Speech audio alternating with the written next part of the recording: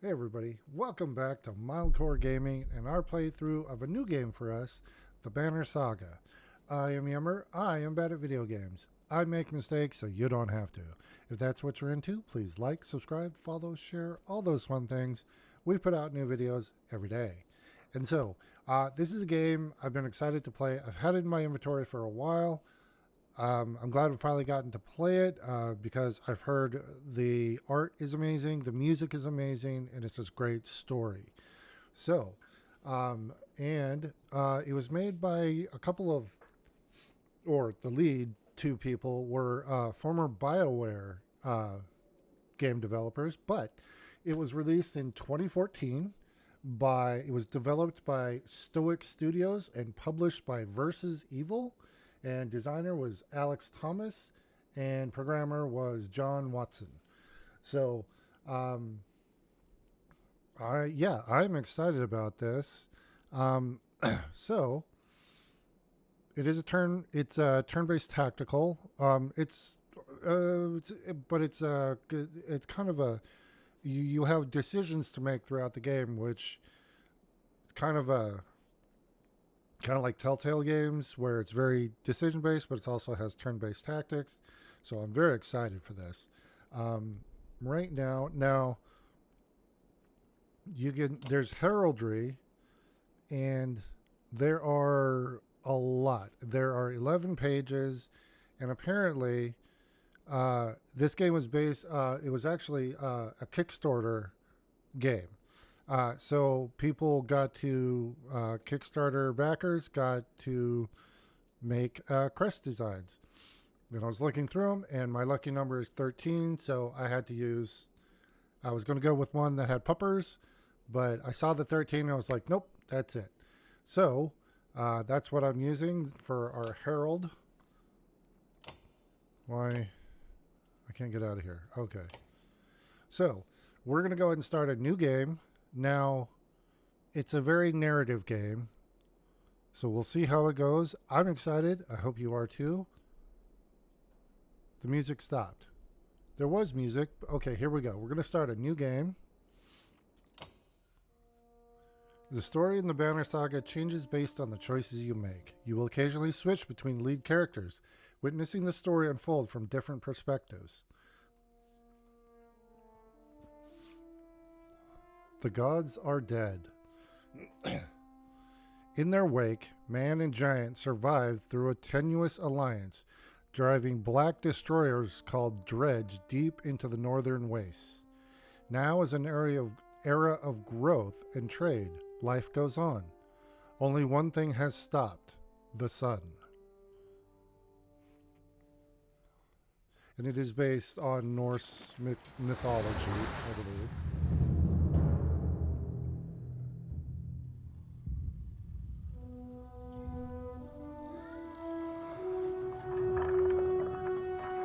Að sjá dreggjana á ferli neðanbor.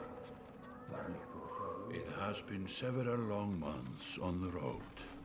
The first signs of snowfall accost us on our approach to Strand, largest of the trade cities on the Val-human borders, and our last collection before returning to the capital.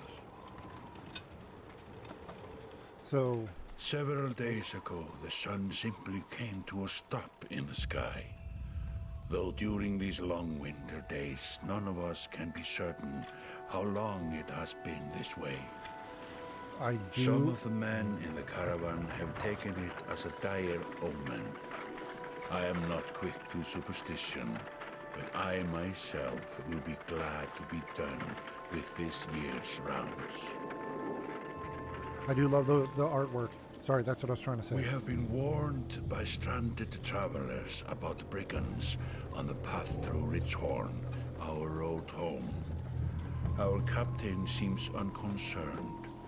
Perhaps he is as eager as I to be done here. We will rest here this day and inquire further when we speak to the governor.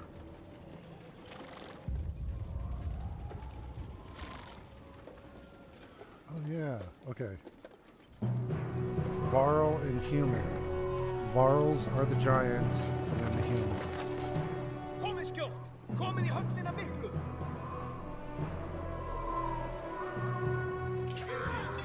I love that the giants have horns. I thought, at first I thought it was, Viking helmets, but no, they have horns.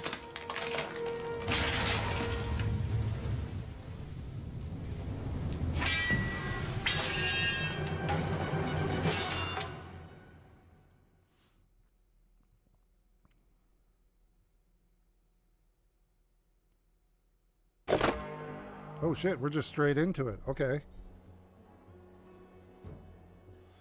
You've arrived just in time. The chieftain in red and his men are now looking at a tougher fight than they bargained for.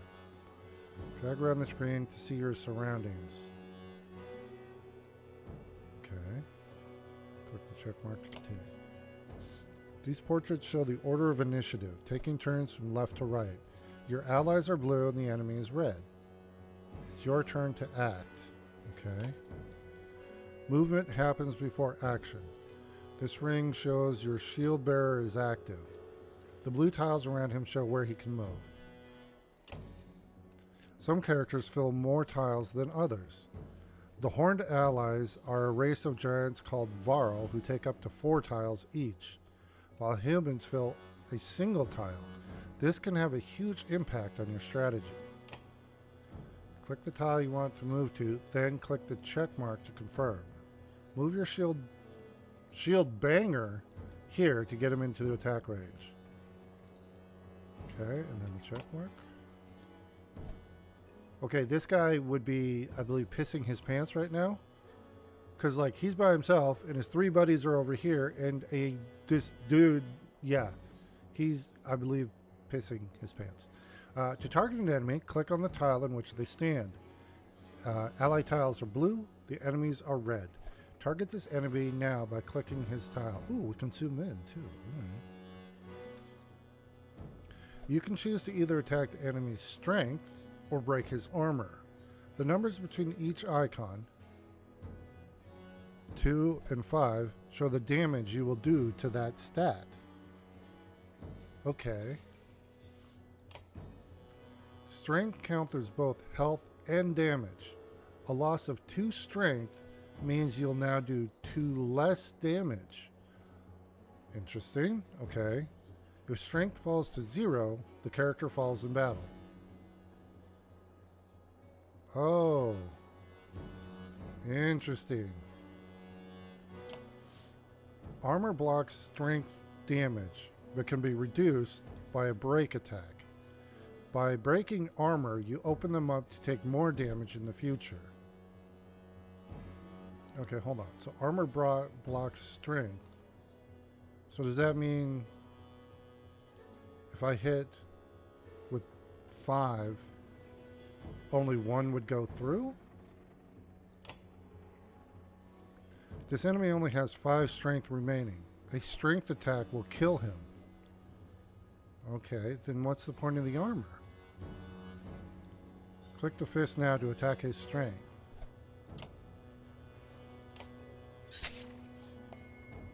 Okay. He's down. Each time you make a kill, your renown grows, which is used later to improve your characters. Okay. After taking an action, your turn ends. Next up is the enemy. Turns always alternate, even if you're outnumbered. Okay. Despite being at full strength, the chieftain will do little damage against your shield bearer's high armor. Okay. So wait. This chieftain has 9 strength. How do we know what ours is?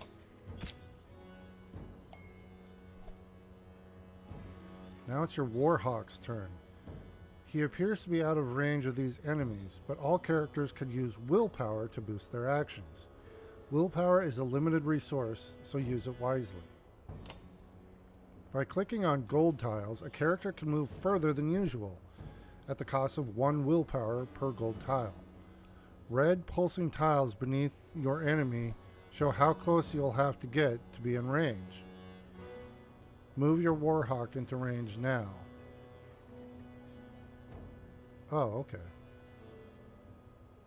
By clicking on gold tiles, a character can move further than... Oh, wait. Oh, whoops. We already read that. Okay. If a giant has to drag the sword, you're fucked. I'm sorry. It's just... Look at him. He's dragging this thing with two hands. Yeah, you're going to be... Okay. Standard attacks only affect a single enemy, but your Warhawk has a special ability that gives him a unique advantage. Click your Warhawk's tile to access his ability. Okay. Clicking your character's tile would bring up all of his combat options, including move, ability, attack, and end turn. Click the purple ability icon now. Tempest. The ability description appears on the tooltips below. The Warhawk's Tempest allows him to slam multiple enemies at once. Select an enemy, then confirm your choice. Okay, Tempest strike adjacent enemies in a spin attack. Rank 1. Normal strength damage to 2 adjacent enemies, going clockwise from target. Hold on. Clockwise from target? So if I click this dude, it's not gonna. Will it hit both? That wasn't clockwise. That was counterclockwise. That made quick work of the chieftain's bodyguards. When there was only one enemy left, players enter pillage mode. During pillage, each character moves in order, and there are no more guaranteed turns. Check the initiative to see how the order has changed. Your allies now get to move twice in a row? Okay. If a character does not move on his turn, he can rest to regain 1 willpower. The chieftain will rest this turn. Not the best idea, but okay. Looks like the chieftain is in some trouble. Your shield banger won't be able to finish the job with a normal attack, but willpower can be used to boost your damage. Click the chieftain's tile to attack. Click the fist, and then the stars above the fist to add willpower. The number of stars available each turn are determined by your exertion stat. You'll see the damage number go up as you add willpower. Click a star and then the green check mark to kill this enemy. Okay. So alright.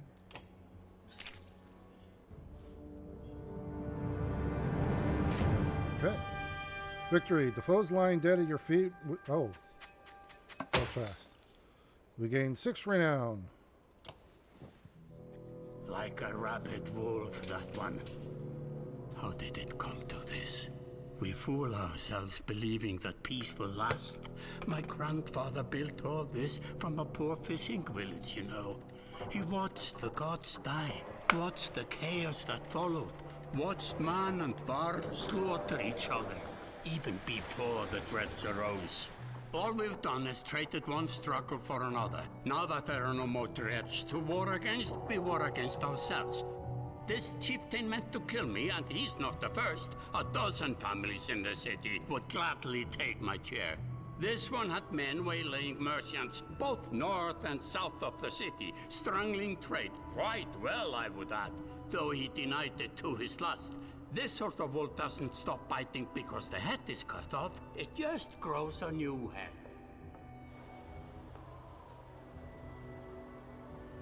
I'm in a bad way, my friend.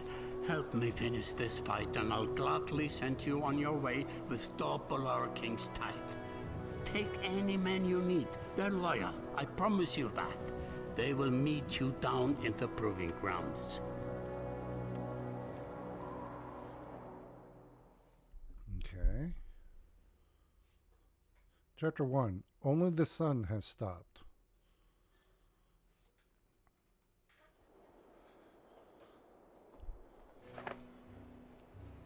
So, I just noticed one thing.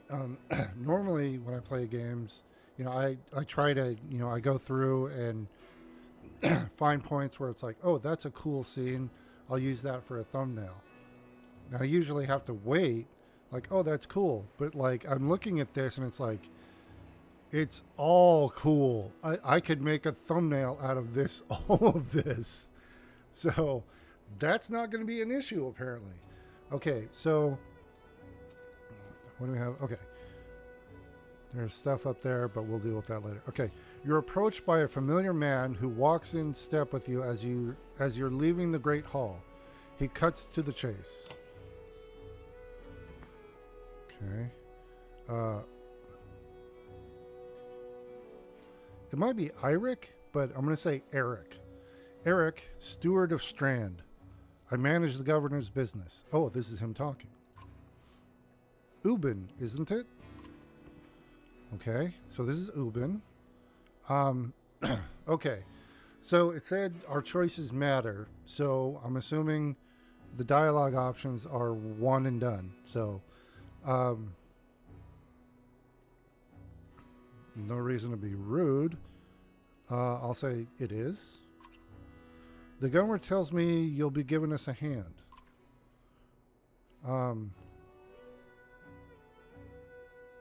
Okay, what did you have in mind? Scofflings that you didn't hack up in the Great Hall scattered after you took out their chieftain.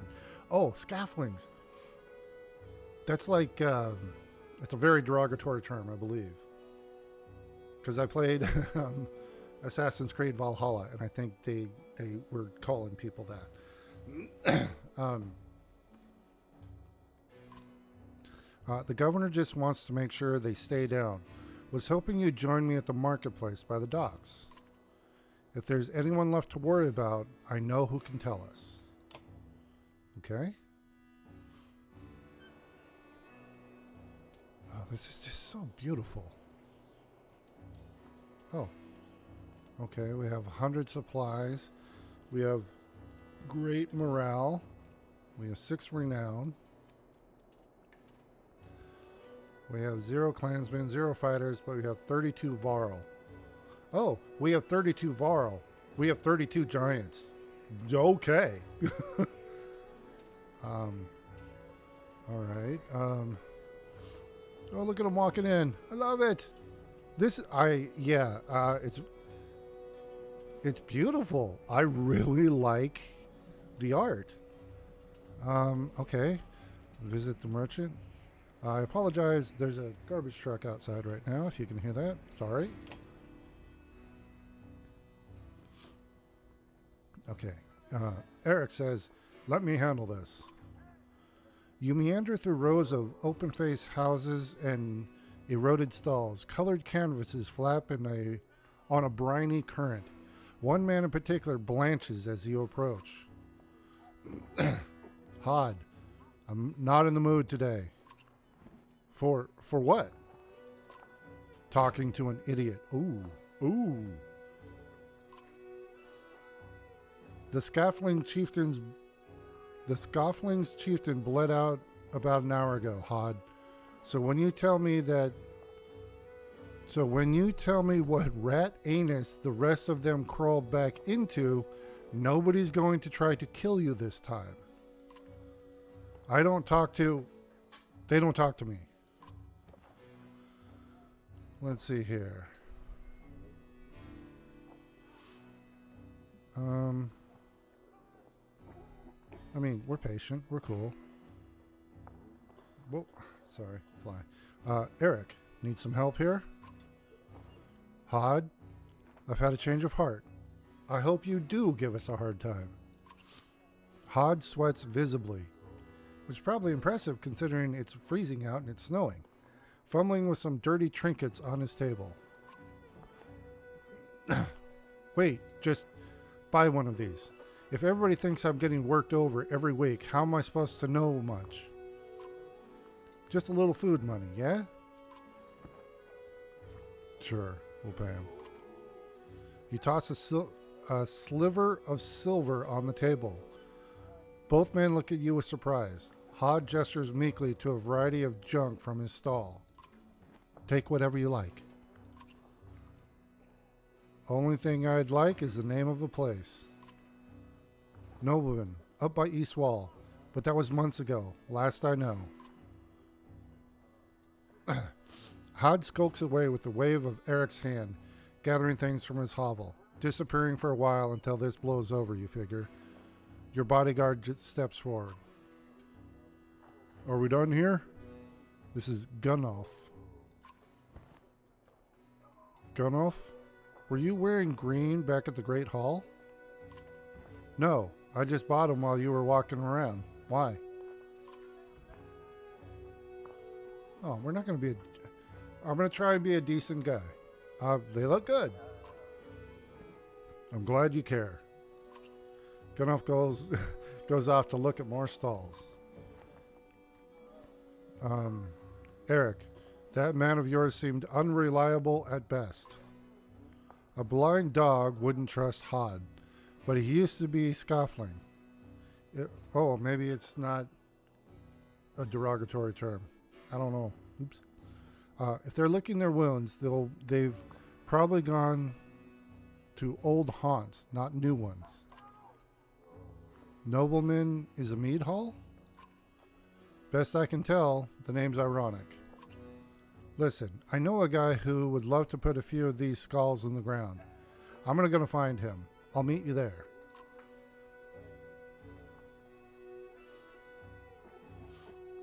I'm going to say, no, it's by the east wall. I remember that. Shouldn't we have an approach of some sort? What a luxury. Come on, you've already mopped up worse today. Just make sure the governor remembers his promise. Double the usual tithe. Oh, that's us saying that. I'll remind him. Okay. I gotta try. I will try to be better about distinguishing who is who. Okay, so now, the mead house. Okay. You arrive in front of what must be Nobleman. A few minutes later, Eric appears with a weather-beaten man introduced as Valgard. I'll point them out, Eric says over his shoulder. Ready? I'd rather sit this one out. No, dude. Okay, you're just going to walk through the front door? They ran to a mead house, says Valgard. I'll be surprised if they can stand up straight right now. Okay, here we go. Valgard boots the front door open so hard it won't close again without repair. As you enter the hall, Eric is already at the head of a table, his axe drawn. Wide-eyed, drunken scaffoldings scramble to find their own weapons, turning tables and mead steins in the process.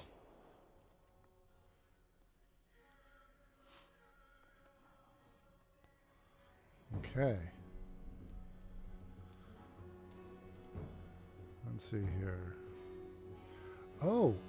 Okay. This is kind of like Lost Eidolons. I think we can move our guys. Hold on. I want 9A. Okay. Oh, damn.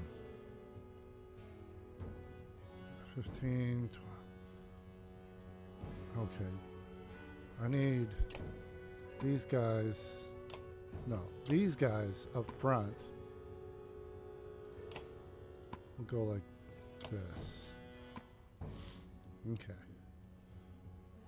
Oh, wait a minute. Turn order. Shit, I need to look at that. Okay, hold on. Okay, so we've got... I think this is the order it's going to go in.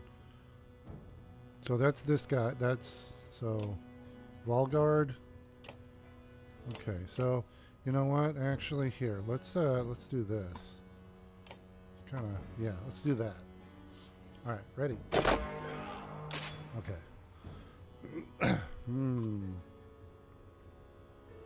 Look at them. It's going to be butchery.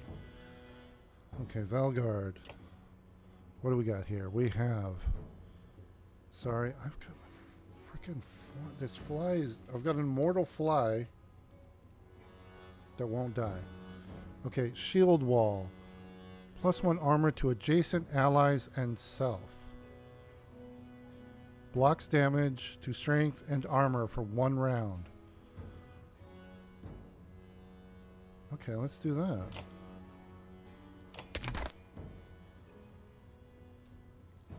Oh, we didn't move. Okay, let's see here. Okay, Eric, what do you got? Rally. Give willpower. Right, what's his...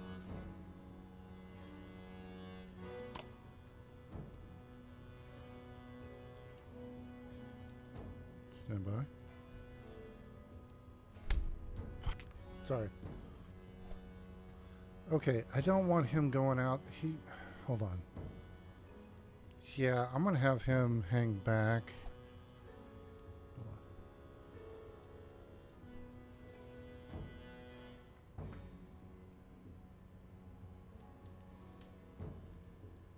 Yeah, I'm just gonna have him wait. Okay, now... Alright. He doesn't have an ability. Alright. Okay. So... I'm trying to understand. He's got 5 armor, 8 health. So if I do...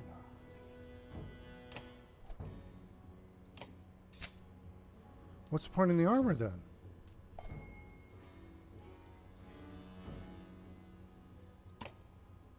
don't understand.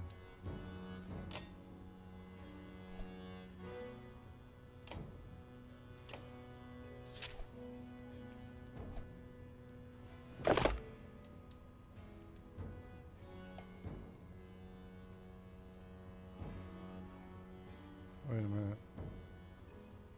Nope.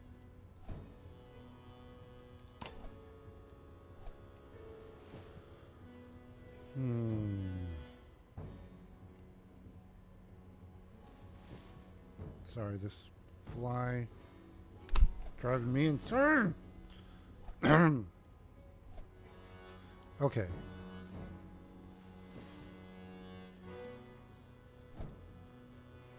What's Stonewall?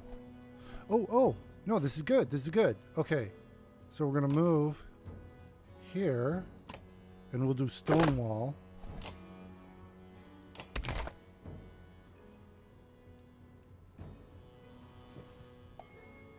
Okay.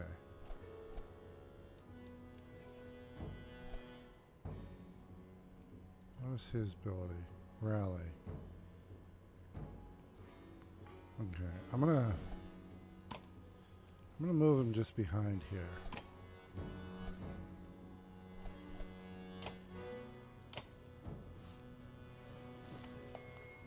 Okay.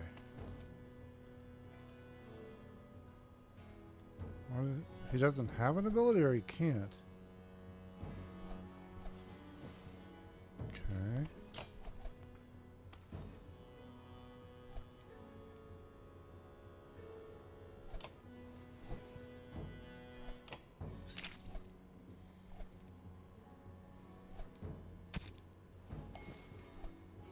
Okay.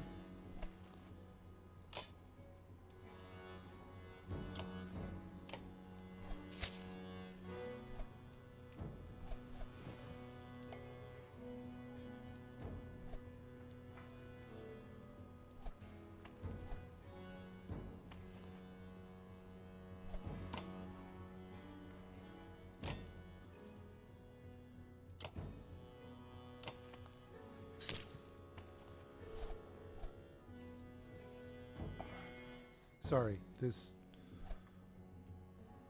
really bugging me. Okay, let's go here.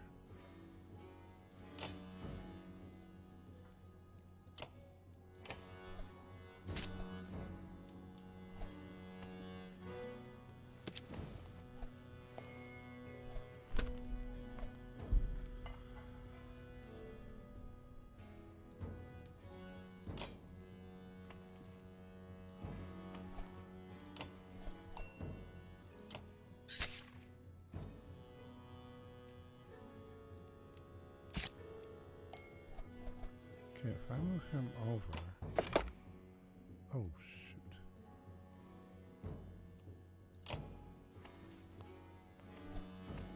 Don't want to do that.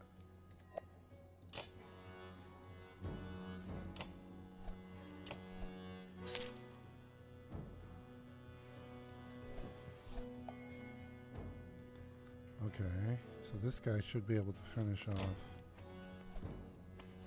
This guy, no problem.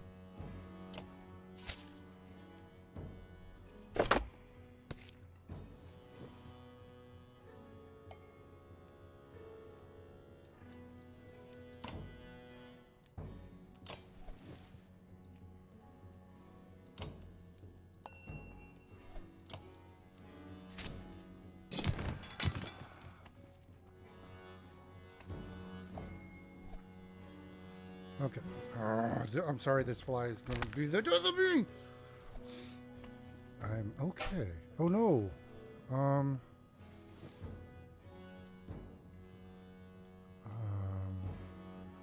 Hold on. Who go?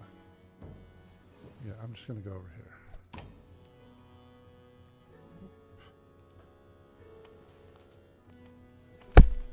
Oh, sorry for hitting the microphone. All right.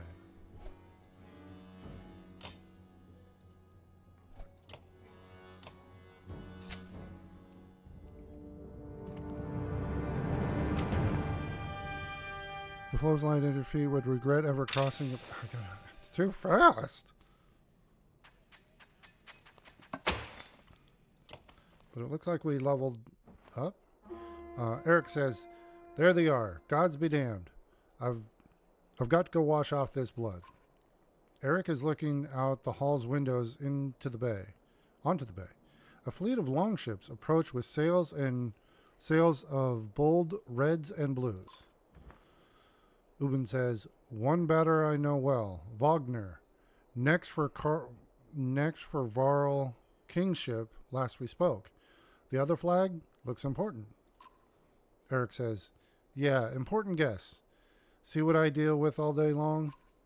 Ubin says, things make a little more sense. You hoped I'd have a stake in saying everything's fine here when the royal guests arrived." Eric, "Not me, the governor. Now I have to make sure there are no rotting bodies or pools of entrails still in the Great Hall before they come by. Can I ask one more favor?" Okay. What is it? No problem. I'm not going to be a dick. If you happen to stall our guest down at the docks, I wouldn't object." "Maybe I will," said Ubin. Eric and Volgard hustle from the mead house. To his credit, Eric tosses the barkeep a spar of silver for the mess. You give an apologetic shrug and go to greet the new arrivals down at the docks. Oh, look at all those boats. Okay. Hold on. I'm concerned there's no save option. Okay, I guess we're doing this Iron Man.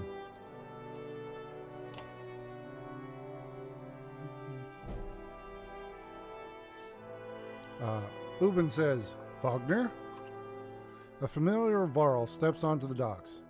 In your mind, you recall a much younger version trampling the halls of Grolfheim, abundant in purpose. So we're the old guy. Wagner says, "God, Zubin, you're looking ancient." Well, fuck you too. So we're Ubin. All right. Ubin says, "Comes with being old, and if there is Wagner here." Hold on. "Comes with being old. And if there is Wagner, then there must be Hakan." Hakan says, "Must there? I can see a little bit of him." Wagner says, "Still bleeding tributes from the poor and stupid old yaks? At what age do you lose a sense of shame?" Ubin says, "Jorundr demands it. I'll take that over lingering to death in Grolfheim. Speaking of, I had no sense that you were so far from home." Wagner says, "Just returned from Aberrang, in fact. Okay, apologize again, my usual blanket apologies for destroying names, languages, and pretty much anything like that. I'm doing my best. Hakan says, and glad for it. Hakan, that's what I'm going to Hakan until somebody tells me otherwise. Motions to the other ships in the bay. Sail still fluttering. Golden wolf head emblazoned on red. The king of men, or someone on his behalf. Hakan says, the king's whelp? Wagner says, the king's son, Ludin. Don't you know Scrivener? We visit his capital. He visits ours. It's how you make alliances these days. Hakan says, it's a miserable waste of time. Wagner says, yes, Hakan. Yes, Hakan has it. I'd almost forgotten. It's a good thing you're around, Hakan. Ubin says, then you're going to Grofheim? I have a distinct feeling I finished my business in Strand and was heading there myself. We should caravan. Wagner says, we should. Give it a day. In better circumstances, I'd drink a week away, but, let's just be done. Find me tomorrow at the gates. Hakan, what he's trying to say is, the prince is the delight to behold. Wagner says, where is Moger? Hakan, have him find a place to put up the warriors. I'm heading up to meet the governor. A host of giants depart in his wake. You recognize a few. Others are strangers to you. Hakan says, guess I'm off to find Moger. See you in the morning, Scrivener. Ubin says, I'll be along. Oh, Scrivener. He like a scribe. He writes down stuff. Okay. The young prince of men ambles from his ship. He brushes off his tunic, scanning the beach with low eyelids. Ludin looks for all the world like the sort of boy who grew up pulling the legs from spiders. The long road back to Grolfheim should be more interesting than most years, you think. Okay. Wait, where we go? There we go. Okay. Weariness suddenly settles in, and you chuckle to yourself about what an odd day it has been. One of the governor's men at the Great Hall could find you a place to sleep. On the other hand, if you're going to join Wagner's caravan tomorrow, it might not hurt to share a drink with Hakan or introduce yourself to the prince they spoke so highly of. Oh, okay. We have a choice. Click a talk icon to converse with one of your heroes. Okay, so we got Hakan and the prince. No. The prince apparently seemed like a bit of a D-bag. But, so let's try and maybe ascertain that dynamic. Hakan seems like a relatively, normal person, I guess. So let's talk to them. Ubin says, is this the right place? You find the prince at an inn. Guards blanket the building, including a sharp-eyed Varl who must be working for Ludin. A woman in red eventually waves you over and stands nearby, arms crossed. Ubin says, greetings, Prince Ludin. Ludin says, yes, you're with Wagner. He says, yes, you're with Wagner? I don't remember you. Ubin says, not exactly. I've known Wagner a long time. I'll be joining you back to Grofheim with my guards. Ludin looks up for the first time. The woman doesn't react. Ludin says, why? Ubin replies, I work for the king, carrying ties to the capital. We crossed by chance. Ludin says, oh, a tax collector. Fine company. What do you want? Geez, less attitude maybe? Okay, we can say, just to introduce myself, I hope to learn more about you, or I have a habit of recording history. I thought we might talk about your visit. That seems like a good one. I have a habit of recording history. I thought we might talk about your visit. Ludin says, a Varl historian? Ha ha. aha. Don't you already know? Your king and mine both have been practically trumpeting it throughout the cities. Ubin replies, I've been on the road a while, I'm afraid. Luden takes a deep sigh. Whether tired or ungracious, you aren't certain. Maybe both. Luden says, a formality mostly. Wagner came to our capital in Arberang, and now we go to the Varl's capital in Grolfheim to cement this grand alliance for the next age of men in Varl. Ubin says, you sound unconvinced. Luden says, there's no need for it, and it's damn cold up here. You get the sense he's struggling not to complain outright. You take the opportunity to excuse yourself. Okay. Just trying to get along. Oh, we can talk to both. Okay. Hakan. Scrivener. You find Hakan in a mead house surrounded by other Varl. Strand is no stranger to Varl, but rarely sees this many. Hakan waves you over. Ubin says, Went straight for a flagon? Hakan answers, Wagner's the one who agreed to pass up a drink. I wasn't invited to the governor's hall anyway. Ubin says, you already missed the massacre. Every year I make the rounds collecting taxes. Every year it's the human settlements that give me trouble. Hakan replies, no surprise. What this time? Ubin says, when I got here, the great hall was already full of bodies. We added a few more. Hakan says, ha, humans. I guess if I only lived as long as a yawk's fart, I might be desperate to make something of myself too. Ubin replied, it's not too late to start trying, Hakan. Hakan let slip a low chuckle. Any Varl could recount his deeds, known as he is for cutting a swath through a dredge at Wagner's side in the Second War, and regularly since then. Hakan says, down here I'm a glorified bodyguard. You might have a point. Just another reason to get back to Grolfheim. Ubin says, soon enough, I imagine. You drink until the meat house becomes overbearing, then step back into the cool air outside.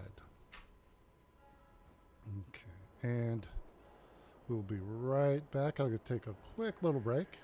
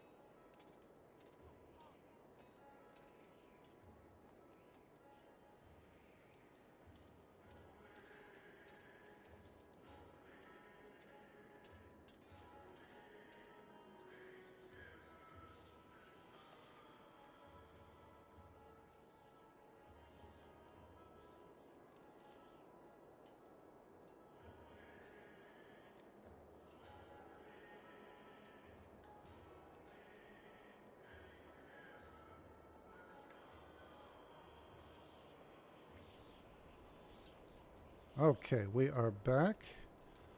And, all right, we're going to the Great Hall now. Okay.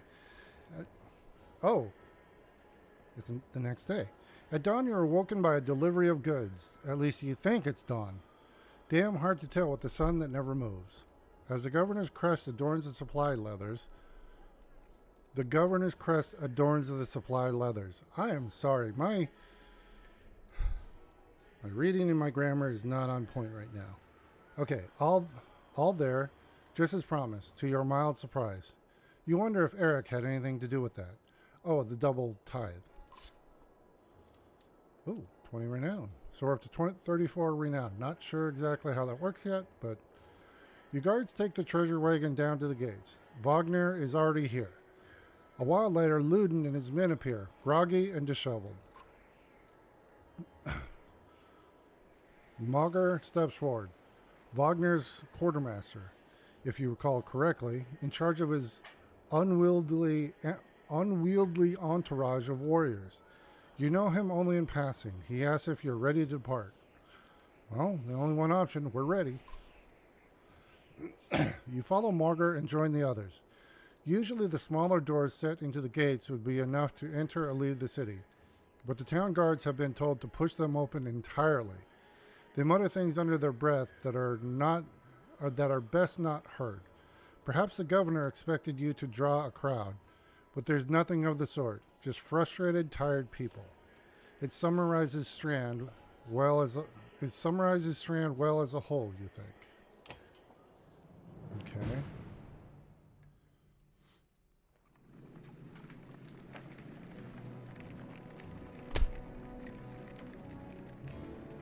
Oh, okay, we're on the move. Oh, we have 85 fighters now. I don't know what that means, but we've got it. Okay, that's a day. Morale declined, but we're still a great morale. How do you tell? Okay, day 2. The caravan stops for the day. A gift, says Morgar, cracking open mead cask, from our gracious friend, the governor of Strand. Hours pass with a raucous laughter as the mead is passed throughout camp. Let's see. Drink a little, drink a lot. Toast to Wagner. You raise your drink, toasting the alliance between man and Varl. The others join in. Luden's expression is like a stone wall, but the others laugh at your exaggerations. Eventually, you sit down beside Wagner. Let's chat with Wagner. Thanks for the speech, slurs Wagner. Oh, okay. Ubin says, looks like you didn't have to miss out after all. Wagner says, thanks to Morgar. I thought the damned governor would never shut up. Did he give you the history of his entire family? Ubin says, he tried. Then he asked me to clean up his mess. For your benefit, it turns out. Wagner says, I'd have given the job to you too. Gods, there's no joy in politics. Ubin replies, speaking of, what happens after this business with Luden?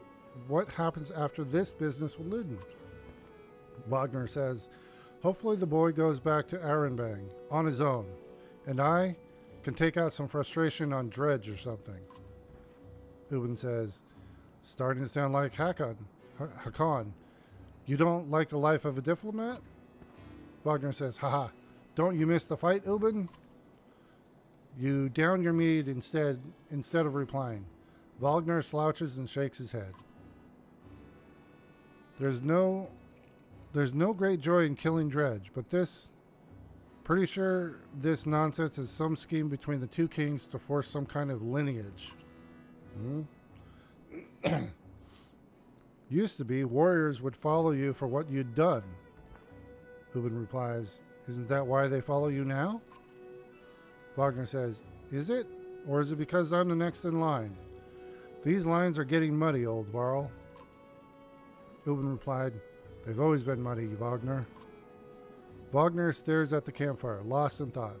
You leave him to it. Sorry, I'm going to be ducking and weaving here because I got a friggin' fly.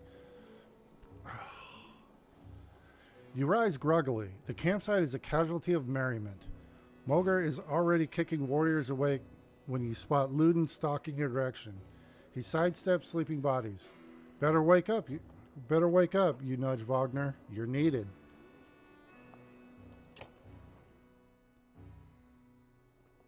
Wagner says, it's Luden. Always a pleasure. You look well rested? Wagner releases a caged yawn and receives a hard-eyed stare in return. Luden says, how long to Grolfheim? Wagner says, we're only 2 days out of Strand, you know. Come, I'll show you on a map.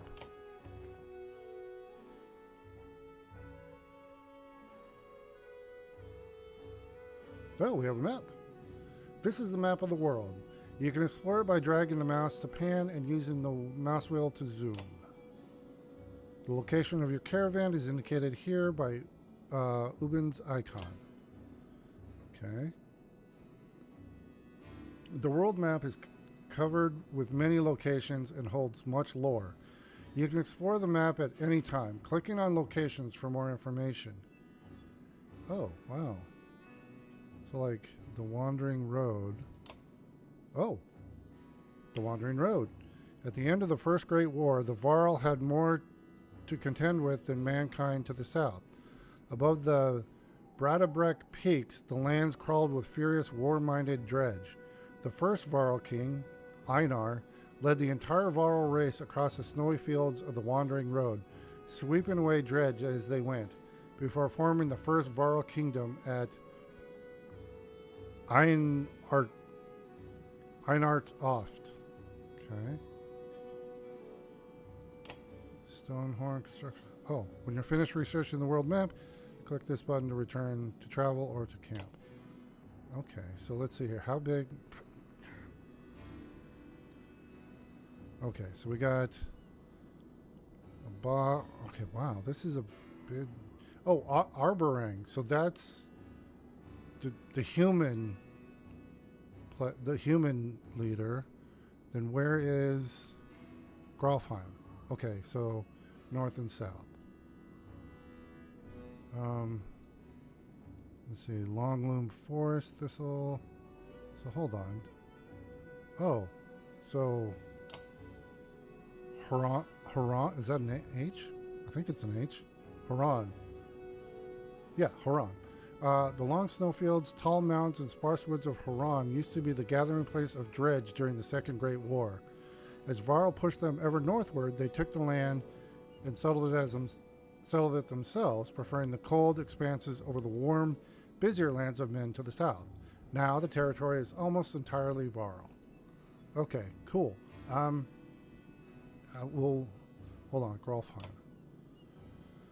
The last home of the Varl and seat of their power, founded by Arnfnir, the second Varl king.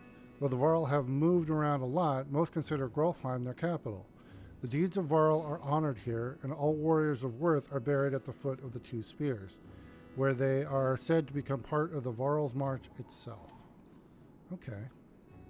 So here, let's go and head back to the camp, I guess. Wagner. We head north, then east, past the forts. Grolfheim's far from Strand. Going to be a long march. Hakan says, You should have drank last night, Luden. Luden replies, Why not take the ships to Skymerstead? What's the point of marching? Ubin replies, The Silverstone Bay is called that for a reason. It stays covered in ice all year. It would tear up the longships.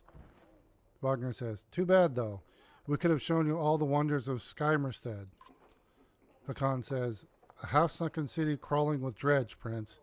Dredge and glaciers. You like glaciers? Luden exhales through the nose, a poor disguise for his contempt. He turns and bats aside the tent flaps as he goes, barking at his company in the distance. Ubin says, Don't poke the anthill, Wagner. He seems no happier to be here than you. Wagner says, Spend a few more days with the boy, old friend. You'll be looking for a tall cliff to hop off to. Luden's got a shorter wick than Hakan. Hakan says, Thanks, Wagner. Let's get moving. Another half day to Vetterfell if we're lucky. Okay. Camp. Camp is where you manage your caravan. During travel, you can enter camp at any time by tapping the camp button on the travel HUD. While at camp or in towns, you can upgrade your allies or equip the items in the hero's tent. You can pass time by using the rest tent. Resting will improve the caravan's morale. A high morale will reduce casualties in war and affect your willpower in combat. Each passing day will use supplies, so only rest when necessary. The training tent will allow you to safely try out any characters in a mock battle. Tap leave at the bottom of the campsite when you're ready to get back on the road.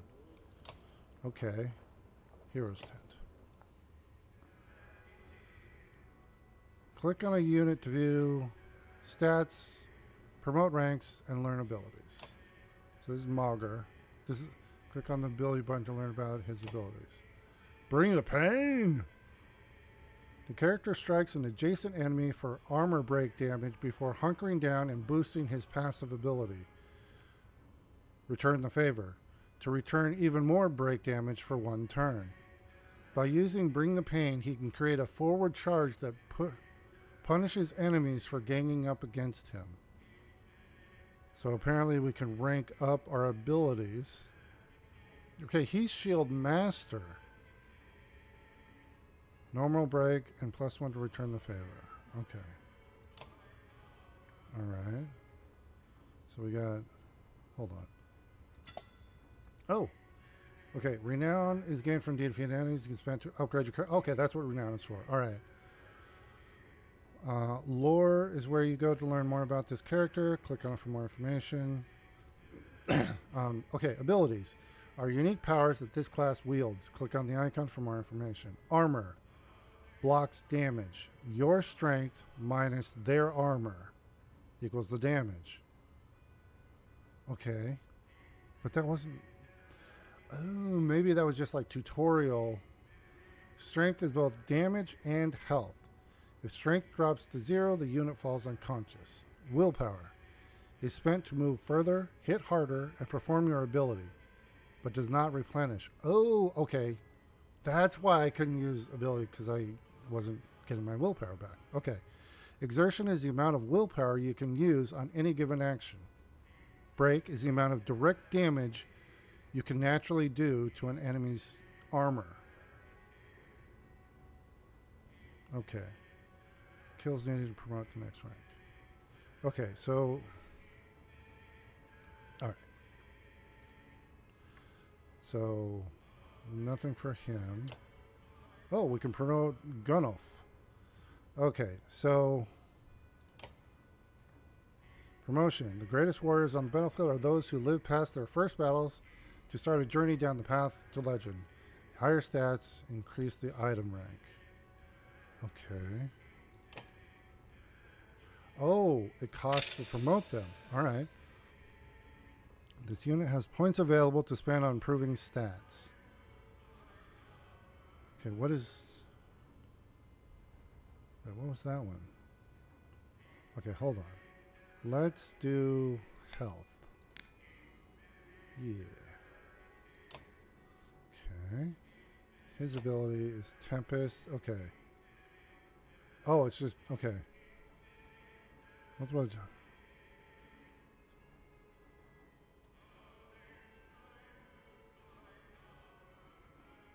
Oh. Okay, the character uses his massive weight to sweep his weapon around himself, hitting multiple adjacent targets, friend or foe, for normal strength damage. Tempest triggers the character's passive ability, Heavy Impact, which in turn can cause a chain reaction of destruction if used in close quarters.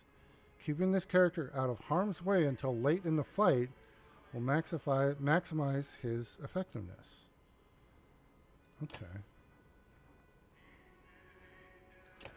Gunnulf. Oh, when Ubin became the Varl's king's tax collector, he was given an entourage of bodyguards to help transport gold across Harun. Gunnulf is the only one from the original group still alive, and for good reason. Okay. How do we close that? Oh, okay. So hold on. Mogr. Mogr's an old hand in Varl culture. Long on the front line of the fight against the Dredge, he's had the occasional brush with leading a clan of his own, but eventually settled well into commanding Wagner's personal army of Varl warriors, and is highly respected amongst them. Okay, so we haven't actually used him. Bring the pain. Okay. But, hold on. Hakan is a War Master. Sundering Impact. The character hits even harder than an average warrior with no chance to miss. He can wreak havoc with an additional +1 strength and also adds 1 break damage to the target, plus bonuses to Heavy Impact. Sundering Impact is best used when carefully positioned to impact as many enemies around the target as possible in a single strike. Heavy Impact. Oh, passive ability is Heavy Impact. The character hits... Wait, the character hits so hard that enemies standing adjacent to his target on strength attack. Sorry. Hush. Pupper. Sorry, my dog is barking. Literally. Okay. And take 1 strength damage from the shockwave. Hitting a large target like a Varl or a Dredge who takes up 4 tiles can potentially cause an impact across many more victims than hitting a single target. Okay, so there's a lot here. So this, oh man, okay. Luden. Luden is a prince of men, the first heir of a vast kingdom. Though disliked by peers and rivals on account of his highborn attitude, few question his intelligence, combat skills, or courage. He's a spearmaster. The character skewers his enemy doing normal... This is impale. The character skewers his enemy doing normal strength damage before kicking them away, doing knockback and causing them to bleed if they move on their next turn. Oh, that's nice. The target who is bleeding will take 1 strength damage for each tile that they move, which can be especially deadly for enemies that are moved against their will. Embolden. Each kill the character makes encourages allies to fight harder, granted 1 willpower to the unit and any adjacent allies. Okay. So it's a spearmaster. So it was only Genolf that... Okay. We don't have any items, I don't think. So Genolf... Everybody else... Genolf is the highest rank then. Okay. Excuse me. Okay. Oh, this is the turn order. Okay, so we want our big guys to go first. 10... Actually, Ogar's... Okay, we want our shield guys to go first. Wait, is Hakan? He's not a shield guy. Ogre. So Mogar, 14, 17. Okay, we'll do that.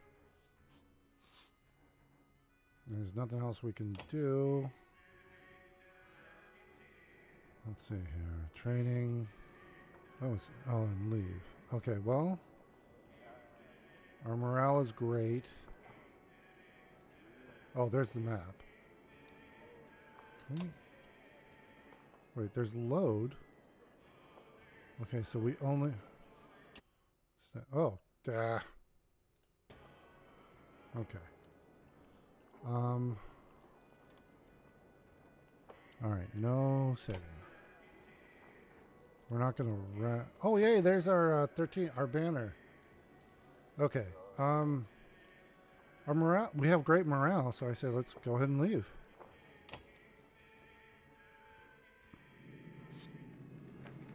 Wedderfell.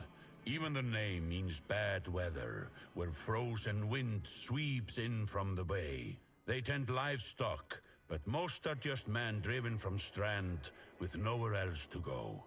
Why else would anyone stay? We won't stop long.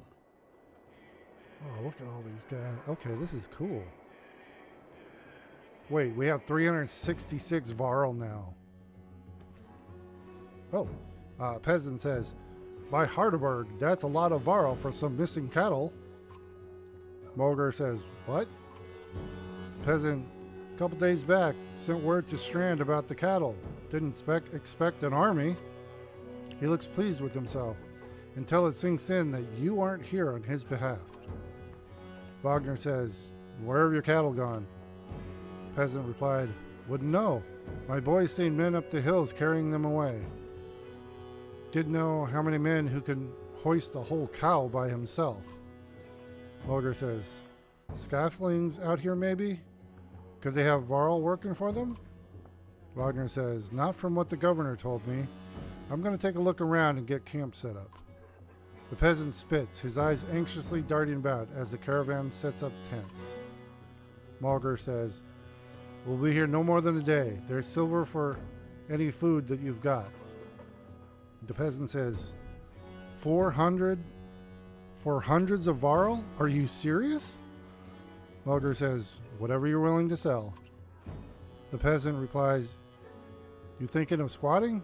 Not enough room for a couple hunters here. Forget hundreds of... Hakan says, shut up. Hear that? Where's Luden? It's faint. The sounds like fighting and something else. Hakan takes off at a run.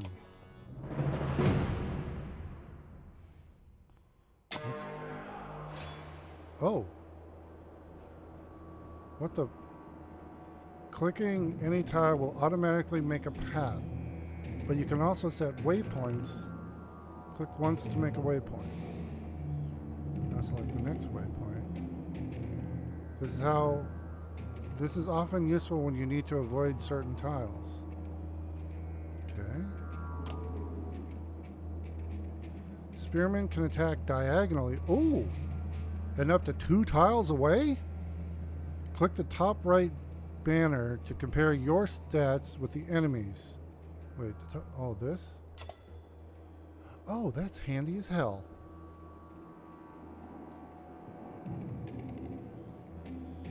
Okay. Armor blocks attacks on strength. For each enemy armor higher than your strength, there's a 10% chance the attack will be deflected. Notice the chance to hit shown above the attack button. Attack this enemy's strength. Okay. Does this change anything? Oh, I can't. Deflected attacks do no damage. From here on out, you will fail catastrophically if you don't break armor. Damaging both strength and armor is equally important. Okay. Oh, fuck!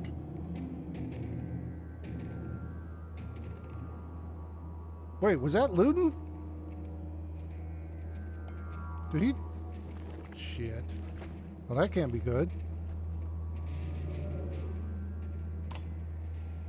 Okay. Sundering impact. Okay. So let's do that. Oh, well that was just 1 and 1. That's not, no, okay.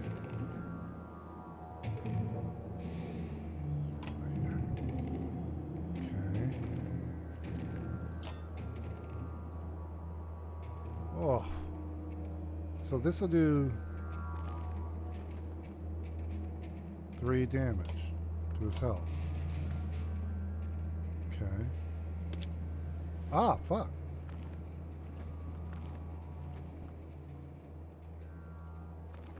Let's do bring the pain on this guy.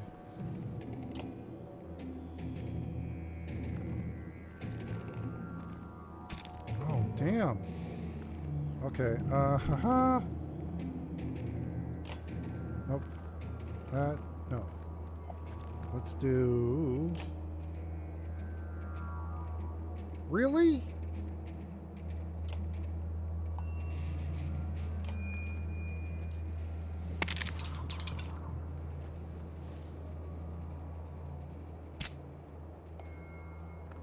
Okay. I don't like how... There we'll go. Just a little bit, get away from him. Oh, no, no, no, no. I shouldn't have done that. Can I undo? I can't undo. Shit. Ooh, I'm hurting.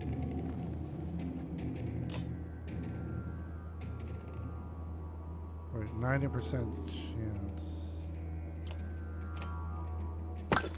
Shit. Fuck.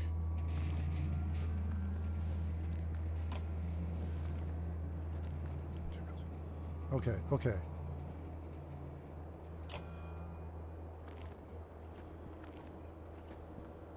Okay.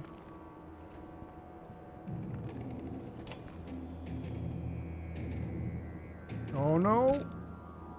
Okay.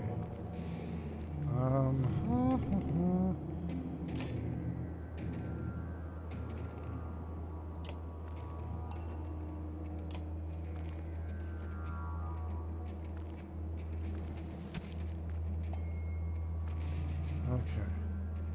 Oh man, we're He is not doing good. Wait, can we do the...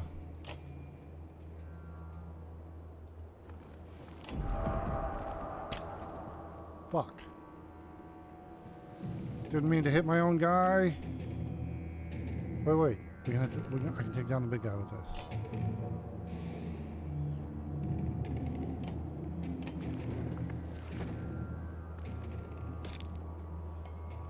Oh shit, I just lost. Hope he doesn't... is he dead? Whenever an enemy falls in battle, 1 willpower star is added to your horn. Using the horn will give 1 willpower to the active ally. Okay.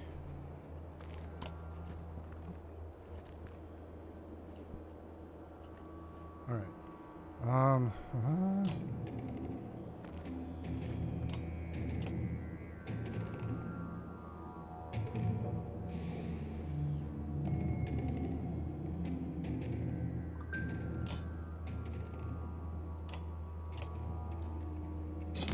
Okay.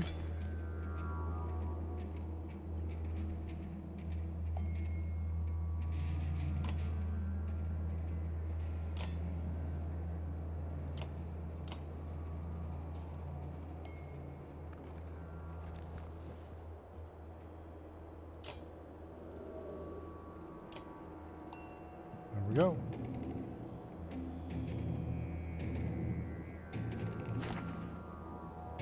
They were crossing your path. They weren't even dead. Promotion, Moger. Goff has been injured. Wait, what? I need to check my difficulty. Hakan, you're trying to get yourself killed, Luden? What are you doing? Luden says, I was trying to get a good shot in between the plates. Hakan says, you never seen a dredge before, boy? What kind of idiot? Break their armor first. Luden says, where did they come from? Luden says, we didn't even see them. They were just there. Hakan goes to where Wagner lies face down. Wait.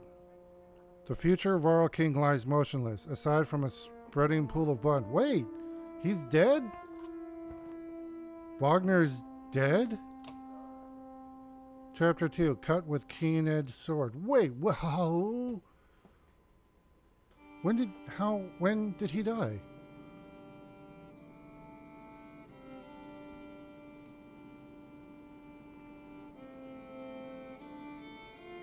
What? Oh! Where did that thing come from? Shh, stay close. I think it saw us.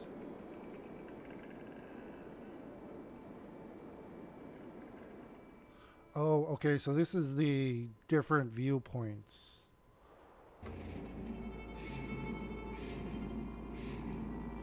Deployment happens before battle. Click your units, Rook and Alet. To deploy them within the blue squares, click Ready to start the battle.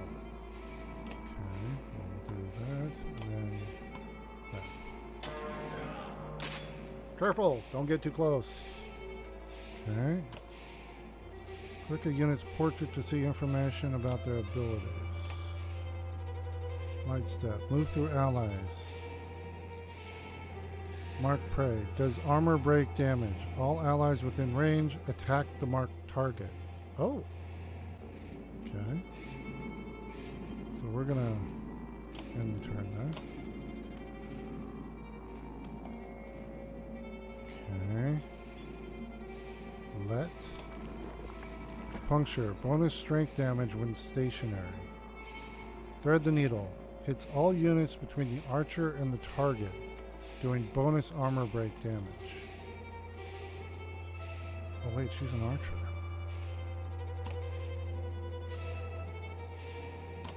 Okay.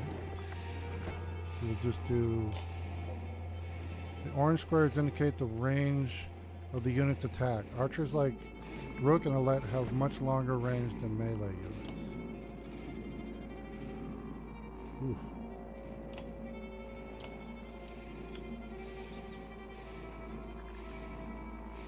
Oh no. Oh, that's not good. I was attempting to prevent that. Okay, so let's do our mark prey. Wait, shit! Thought she was supposed to shoot at him.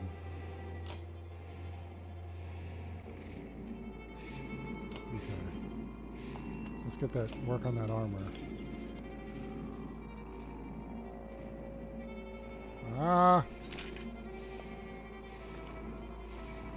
Hold on. There we go. Okay, come on.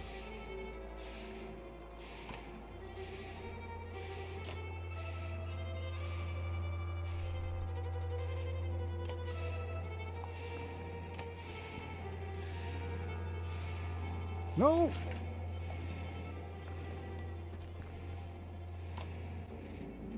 Okay. Does she have... Oh, here we go. She can finish him up. Oh, it's a 70%. Got it.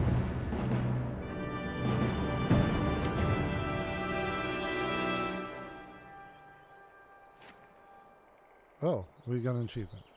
Eagle Eye. 3 renown. Alette says, was that a dredge? Alette looks calm, but you can tell her heart is about to beat right out of her chest. Okay, so we're Rook. So we're Rook and Ubin. It was. Let me see. Are you hurt? Alette says, no, I'll be fine. When the dredge attacked your cart and the yaks bolted, it spilled most of your supplies. You can see more dark figures moving through the trees when you glance in that direction. Alette says, all that food, that's the last we're going to get before winter. What do we do? Rook says, don't run. Let me think.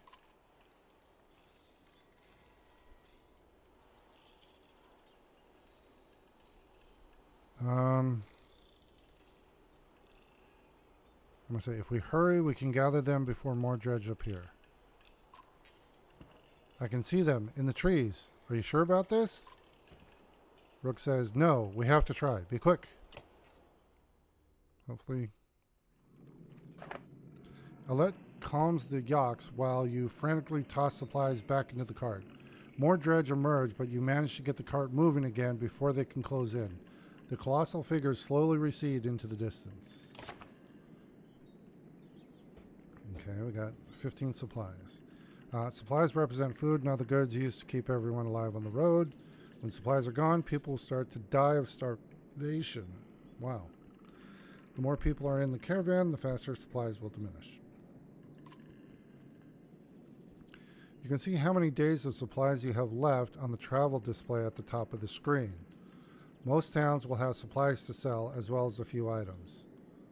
So wait, we've got... Oh.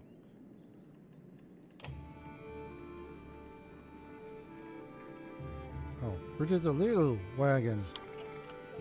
Oh, we only took one. Yeah, we don't have as many. We got nobody. And we have 17 days of supplies. Okay.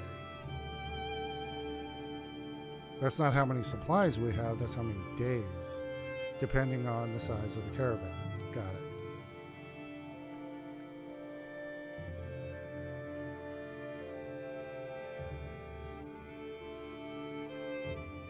I never expected to see the dredge with my own eyes.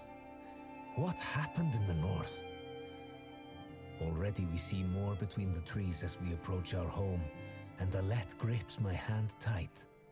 We must find Ivor. That must be Rook talking.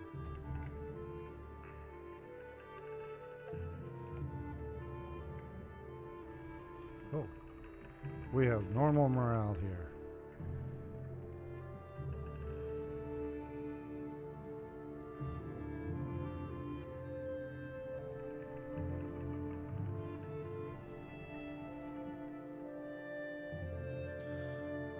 Ivor.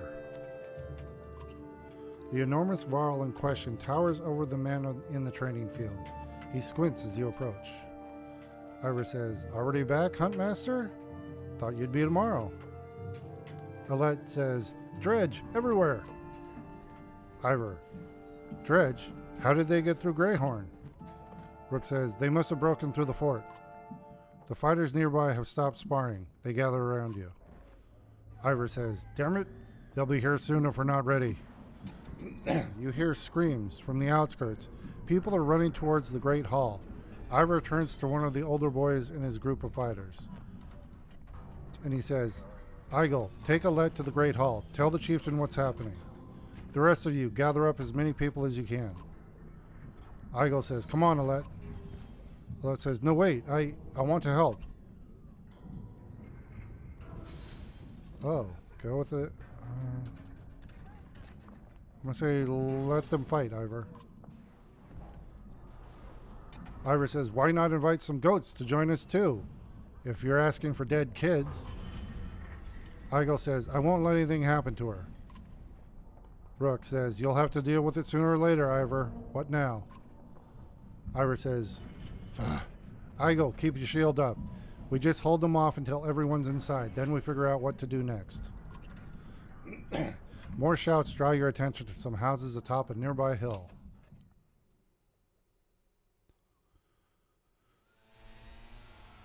Oh, there's the drag here. Houses. Sure enough, Dredge are gathering in number. Fear threatens to bubble over into panic. How long do we need to keep this up, you ask? Ivor shakes his head unknowingly. That's a bad sign. Turn order. Units move in the order you place them, from left to right. This initiative order is very important when setting up strategies. For example, put archers after melee units so that they can stay safe behind your heavy hitters. Drag a unit icons to arrange them in the turn order. Okay, well, she's an archer. Hold on. What is it? Okay, he's a hunter. Okay, so he's a raid master, strong arm, eagle eye. Okay, so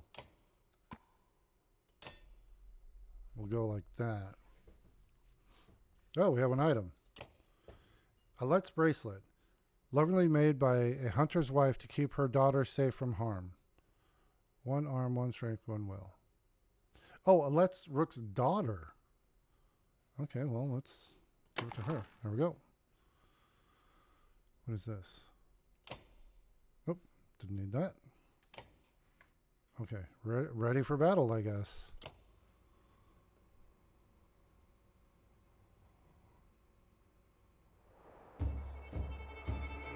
Okay. Let's put...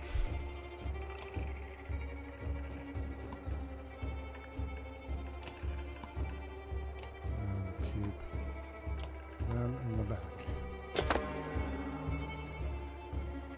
The one with the shield looks like trouble. Okay, hold on. Let's... Oh, he doesn't have much health. Oh my gosh. Oh, 16 and 11? Yeah, that's that. He does look like trouble. Okay, Ivor, what do you got? Return the favor when hit by an adjacent enemy. Counterattack for 1 arm damage. Okay. Battering ram. Knock the target back through multiple tiles, doing armor break damage. Okay. Well, let's go ahead and move up to this guy. See here.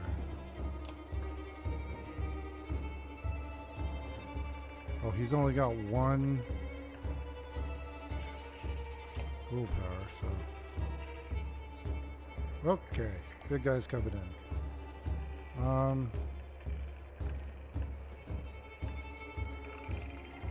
Do I want? Yes. Here. Oh, what's stone wall?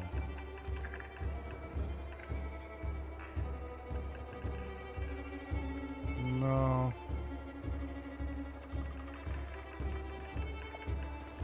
Let's hit him. Oh my god. No, let's do Stonewall.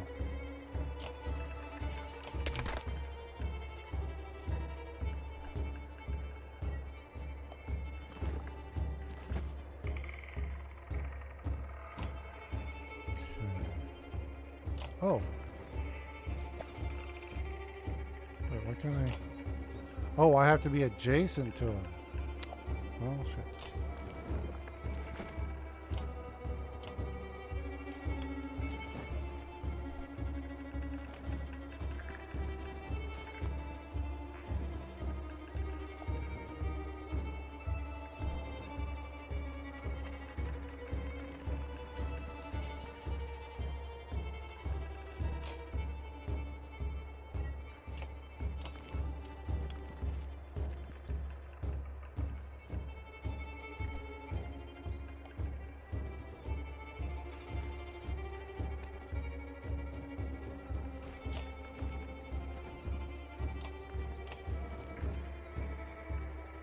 Okay.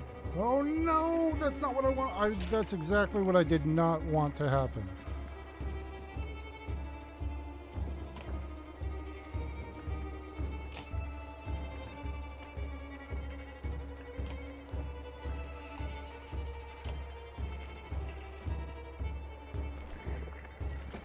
Oh, come on.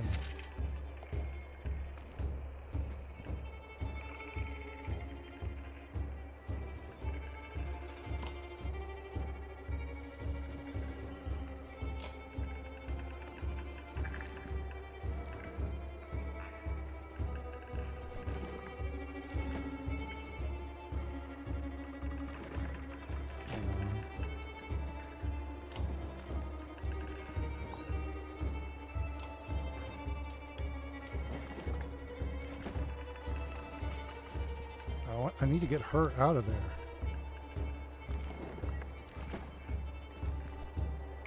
There we go.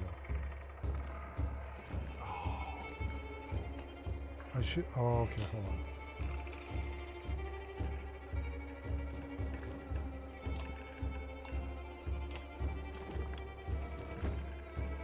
Trying to get rid of that guy's armor. Oh, God, no, she's going down. Damn it.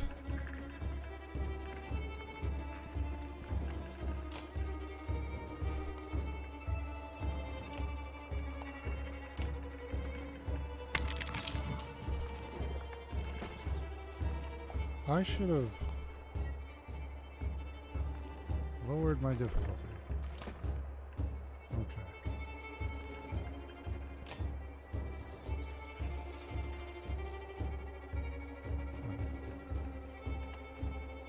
All right.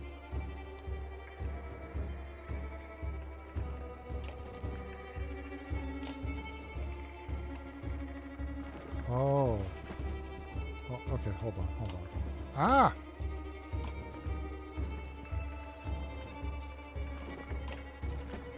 There.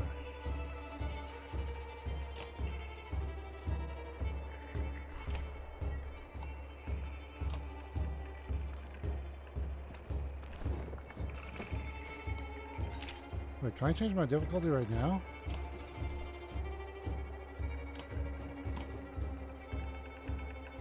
Okay. I don't know if that's going to help.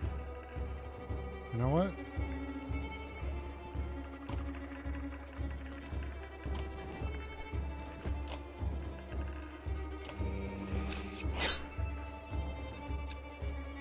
Oh, that was good.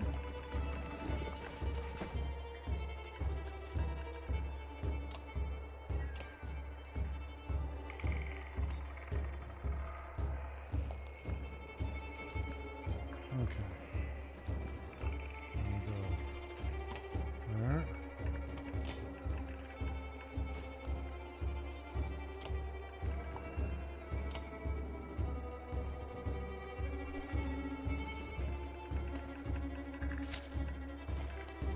That's his first hit.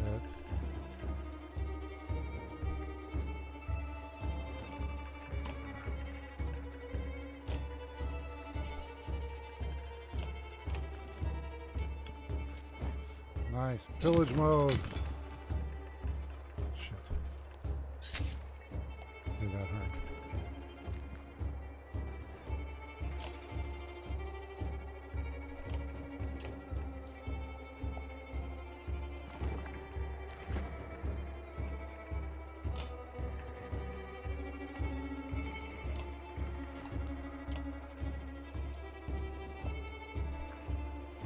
Oh, wait. Everybody should hit him. There we go. Did Alette die? I hope she didn't die. Ivor is ready for promotion. Rook is ready. Been injured, but not dead. Okay.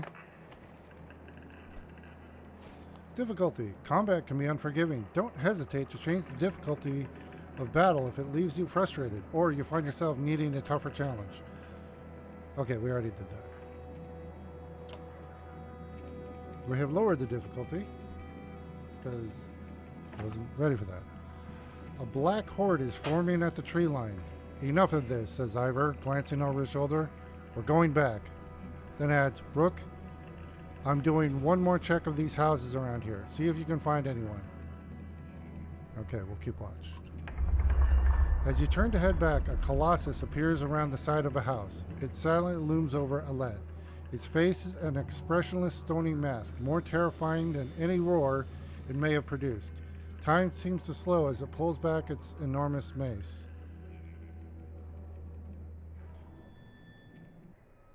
Oh, she's not aware of it, then I'm going to shout at her. You scream Alette's name. She snaps to attention, confused. Oh, damn it. But does not dive out of harm's way as you had imagined in your head.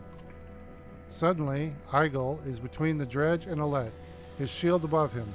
The black stone mace falls. Eigel's shield crumples, and so does the boy beneath it. A moment later, Ivor is there, his sword run through the neck of the dredge. Oh, man. He's gone, says Ivor, looking at the boy's shattered skull. Alette gasps, her hands to her mouth. I'm checking the other houses, Ivor remarks. See if you can find anyone and then meet me at the Great Hall. Okay. Let's see. Injuries. One or more of your units is injured. Injured units can still fight but have a penalty to max strength equal to the number of days wounded. They heal as time passes when resting in camp. Items. Your items are shown on the bottom of the roster. Drag items to your units to equip them. Okay, we already did that. Alright, so she's injured for a day. But it looks like everybody leveled up. So let's go ahead and promote.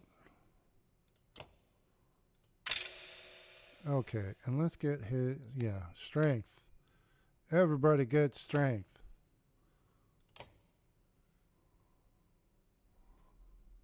Yeah.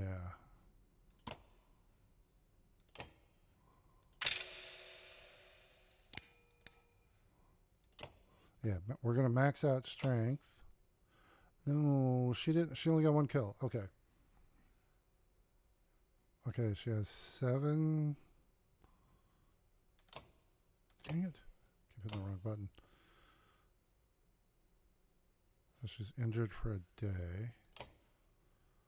And we can't rest, apparently? But we can go to the market.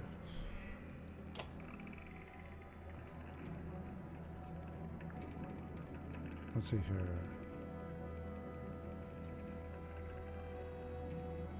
Well, these cost renown. So wait. That's for supplies. Wait, what? Oh, we only have 11 renown, 17. Okay.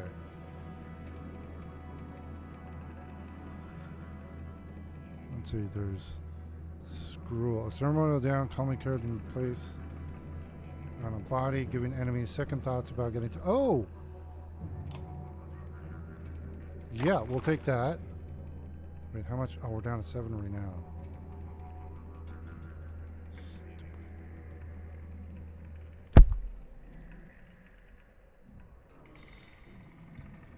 Stupid flies.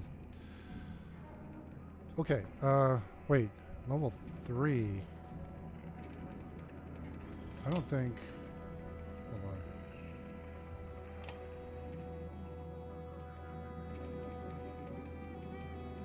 on. Oh, she's not level 2. I was going to give that to her, but we'll give it to Rook for now. Okay. I see. We have 7 renown. Let's buy... So one more thing. We could buy one more thing, but we can't use them. So, not going to do that. Okay, I guess let's talk to Ivor. Rook says, you find anyone? Ivor says, a few. Sent them inside.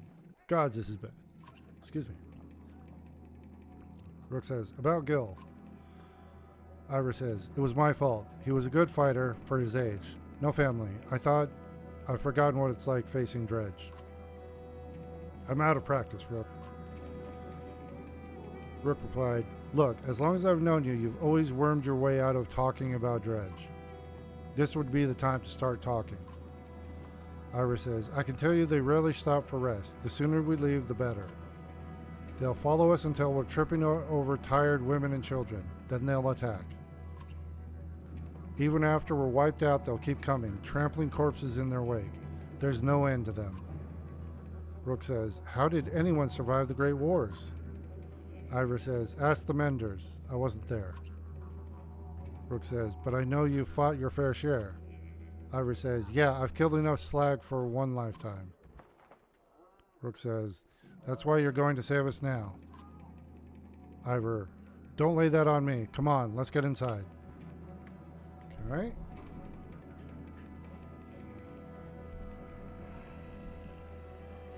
Okay. Chieftain says, Rook, thank the gods you made it. The Great Hall is an utter din, filled as it is with dozens of terrified families. Rook says, don't stop worrying yet. Chieftain says, I haven't. What in the depths is going on? Dredge milling around, ransacking houses. The chieftain's wife finds you, pushing through the crowd. Oddleaf. They must know we're here. Why haven't they attacked?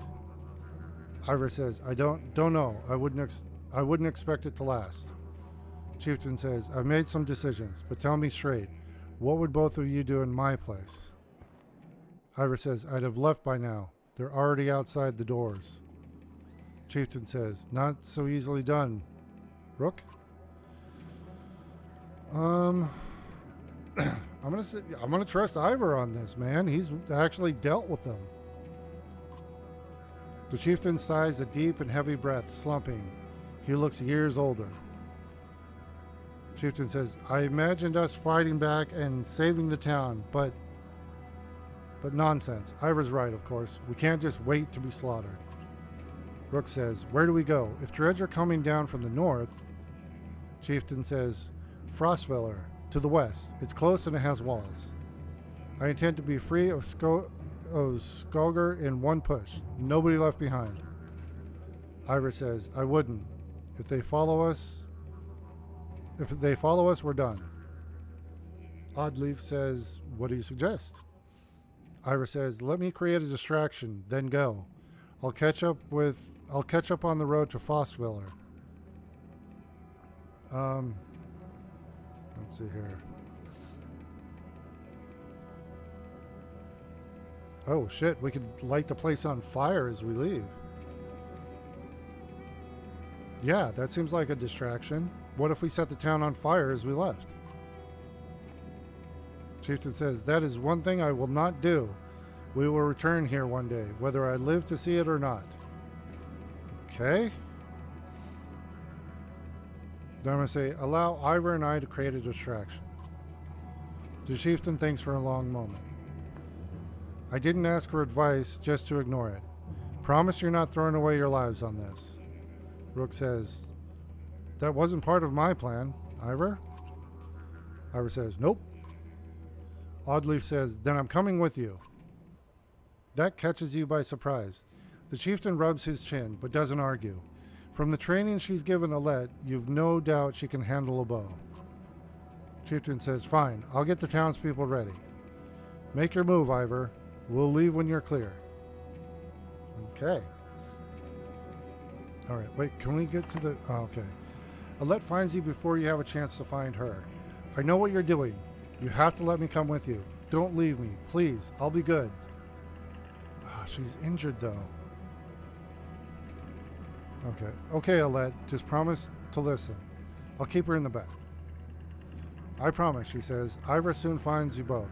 Let's go. Remember, we're not trying to fight them all. We're just getting their attention. You step into the town courtyard where you can already see Dredge in every direction. Ivor starts banging his shield and swearing at them. We kill a few, he shouts, and the rest will follow. You steel yourself for a tough fight. Wait. Turn order. Okay. Whew. Okay, she's going last. Ooh, we got a lot of archers here. But wait, he's kind of melee too. 12. Oh, yeah, they got to stay. These two have to stay way back. All right, we'll have to go with that. I don't feel confident here. All right. All right, let's see here. There's 3. 3 against 4. Okay, we should be able to do this. So here, I'm going to move. Hold on. Put him. Let's go like that. Alright. Yeah, we'll do that. Okay. You know what? I'm going to let him come to me.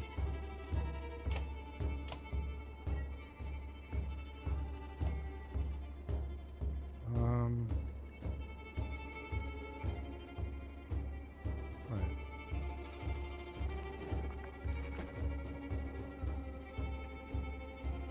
Oh, the hunter has to be real close to hit him. That's what we're going to do. Can we get this guy with 1? Okay. Oh, but he's coming up. No, he's not coming after Rook. I'll just bring her up a bit.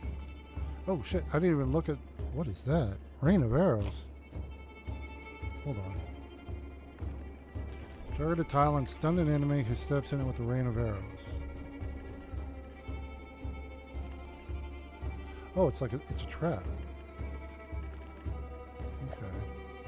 So we're just going to wait.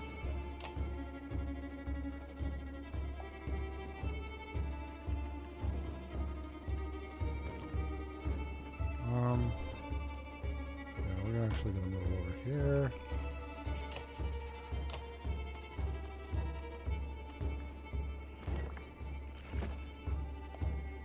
Okay.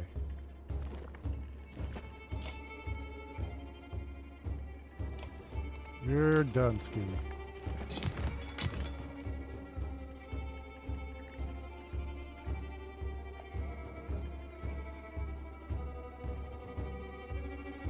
Here, let's do this.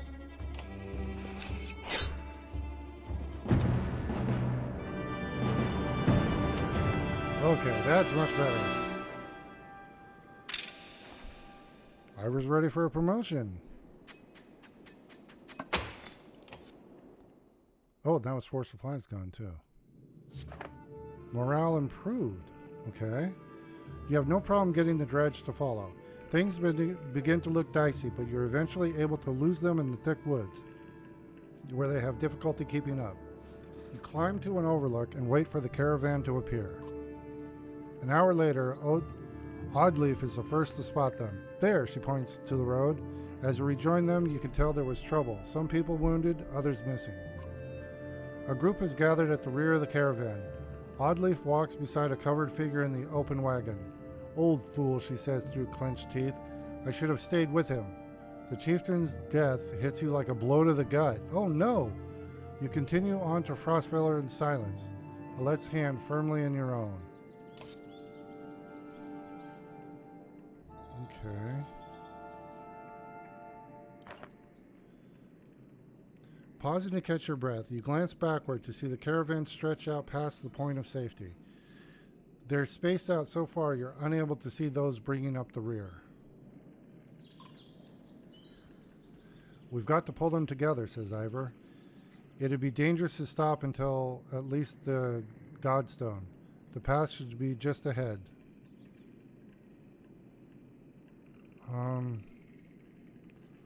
Let's see here. Maybe let's rally the caravan with a speech. You make your way to the rear and hoist the small child onto your shoulders. Fight for every step. Remember those who didn't make it and push onwards. The clansmen see your effort and follow suit, pushing themselves harder. Oh. Okay. Our renown went up and our morale went up. Oh, we have 270 clansmen, but only 45 fighters. This must be the Godstone. We've only got 5 days of supplies. Well, that's not good.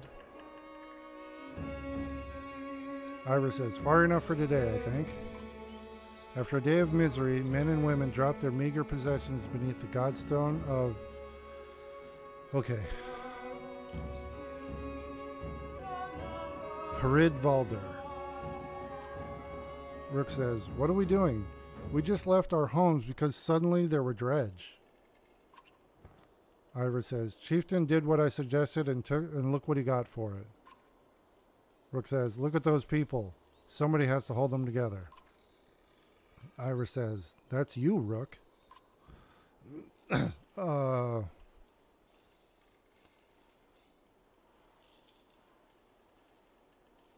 going to say, how am I supposed to do that? We're just hunters. Ivor says, lie? Tell them everything's going to be all right. Gods, Rook, I don't know. Pretend you know what you're doing. That's what the rest of us do. Rook says, thanks for the advice. Ivor replies, then do whatever you want. Let them fend for themselves if you can't live with it. You humans are absurd, Rook. Furious when you're not in control, terrified when you are. Pull it together.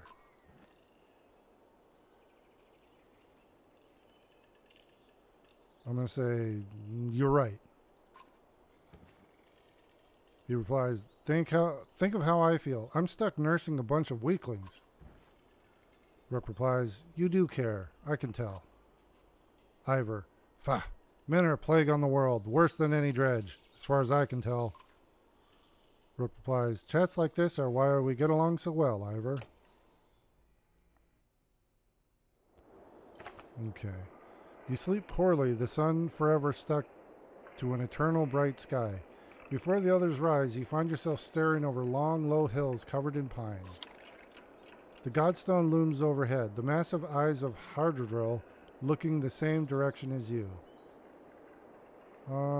Let's inspect the stone. The weathered stone doesn't see many visitors. Not much reason to travel so far east. When hunters come through, they sometimes stop to give offerings, out of habit more than anything else now that the gods are dead. Harid-Valder was the god of hunters and of wild beasts, occasionally seen roaming the land as both man and wolf. He was always depicted in effigy with his terrible spear. You wonder what he'd think about his woods being full of dredge now. A young girl from the caravan approaches you. I made this for you, she says, handing you a crude necklace carved from a branch she must have found nearby. Thank you for saving my mama, she says, before running back to her tent. Back at your tent, you rouse Alette, who clings to your arm until she's completely awake. Bad dreams. Eventually, the camp is broken down, and it's time to move on to Frostveller. It feels like an end more than a start. Hold on. So how do we stop? Oh.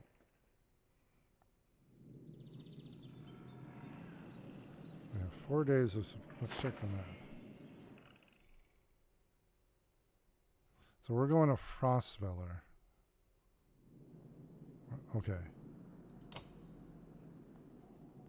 Once sitting upon the bank of a wide lake, when the Nordfelling turned to a waste, the city of Frostveller became a tattered bastion blasted by the freezing winds that roll through the valley. Those who live here still are not known for their hospitality. Okay. So we're Skoger is where we were. The descendants of Sten, unable to cultivate good yields or find much fish in the frozen murk of Ba Harbor, nevertheless scratch out a living from the beasts of the forest, where they erected a stone to Haridvaldr, patron of hunters. Okay.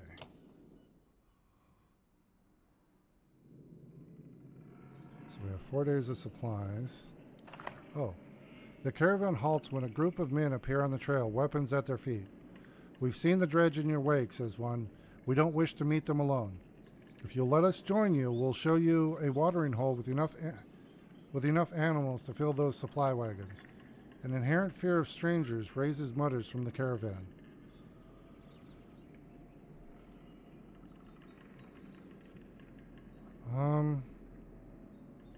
Well, they know about the dredge, so we'll allow the men to join us. You shall be no trouble. Come along, you say. The men cautiously join your ranks and prove trustworthy. The hidden watering hole nearby is teeming with animals, and soon your supplies are nicely restocked. Oh, we got more fighters, renown, and supplies. Great. Wait, morale declined. Okay. During a rest, one of the men got too drunk and end up splashing mead in a warrior's face. A brawl erupts. Many thrown fists and a broken bone later, the instigator, Ravensfrir, is tossed on the ground at your feet.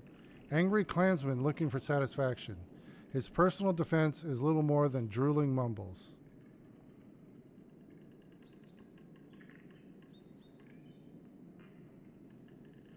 Will coerce a public apology from him. Grabbing Rasver's neck, you force him to look at the crowd. Apologize for this mess, you demand. The man babbles until you squeeze harder. Sorry, he yells repeatedly, even after you let him go. Folks shake their heads but leave the man alone. Oh, morale's down. Well, it's normal morale now. So we got 7 days of supplies. That's better. The caravan is visibly relieved to find a small village on the way to Frostfeller, with beds and fresh supplies. The locals here are shocked by the news you bring and discuss it amongst themselves while you set up nearby. Okay. All right. Let's see, what is that? That's rest. Map, market. Heroes. There we go. Okay, she's recovered. And he is ready to be promoted.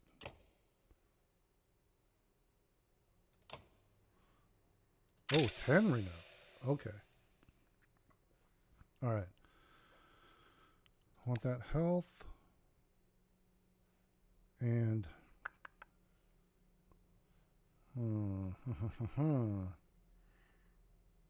increase our shield. Yeah. Okay. Oh. Okay, so he's level 3. Oh, what is this? So that one. Wait. Oh no. Yeah, let's go like that. Let's do that one. Okay. And then, oh, we have a lot of renown now. What's the market got? 2. Arm. Sometimes the difference between armor over your shoulders or on the ground is where you keep it sewn together. 10 dodge, strength.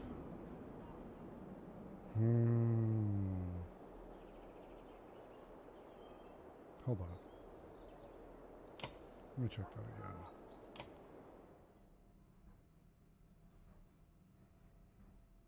Okay, I want this one here. I need to go to these two. So I need a level 2 item. Okay, so we got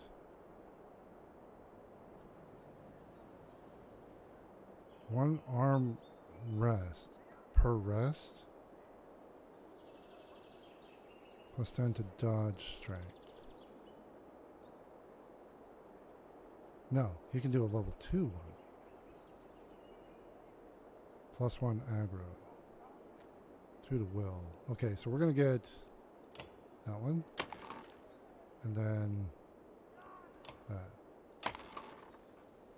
Okay. And then heroes. Okay, so now he can take that one. What was that one? Dodge strength.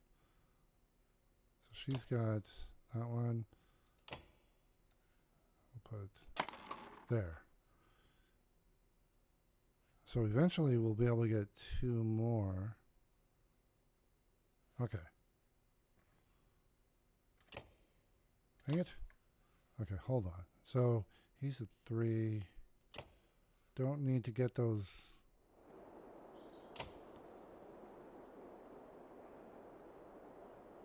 It's level 2. Yeah, I don't want that one. I don't need the aggressive chance. Yeah, 7 days worth of food. 8 days. There we go. Alright. Market. What is this? Oh, that's rest. Yeah, we should rest. Let's do one more rest. There, everybody's happy. 7 days of supplies. Hold on.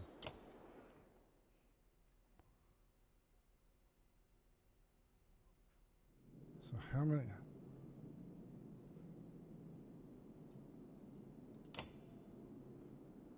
Doesn't tell us how long.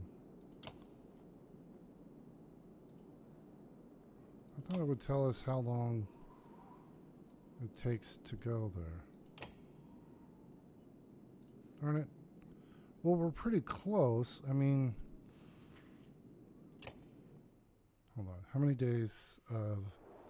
We have 7 days worth of supplies. Let's go ahead and get like 10 days worth. There we go. And now we'll leave. Our morale is up. Let's go. You're only just outside the village when 2 men in red approach. My name is Hogan, says one, gesturing to the other. My brother is Mogan. Of course it is. Many from the village wish to join you to Frostfeller. A third man, executing rage, charges up to the group. Shut your mouth, Hogan, he screams. Brooke says, what's going on?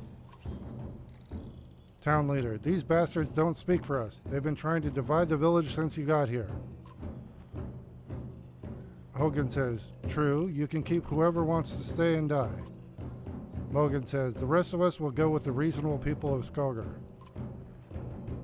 The town leader says, I'll have you both gutted before I let half the village desert. What? Behind the angry villager, a mob of armed thugs have appeared, all furrowed brows and nervous stares. You both know what will happen to the rest of us if the fields are abandoned. Nobody leaves.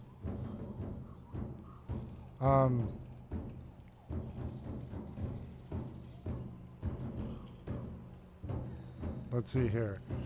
Well, we're stepping up into the role of leader. Or chieftain, town leader, whatever. If he's forcing people to stay, I mean, it's... Yeah, the dredge are coming. So there won't be anything to tend once the dredge arrive. Dredge my ass. Oh, he doesn't believe it. I don't know what the scam is this time, Hogan, but you got 2 choices. Get back to work, or I'm finally putting you in the ground. Whoa, dude. No. Mogan, what do you say? Thought it was unfair that he only asked me. Mogan draws his axe slowly, followed by Hogan. Despite their confidence, the brothers are significantly outnumbered.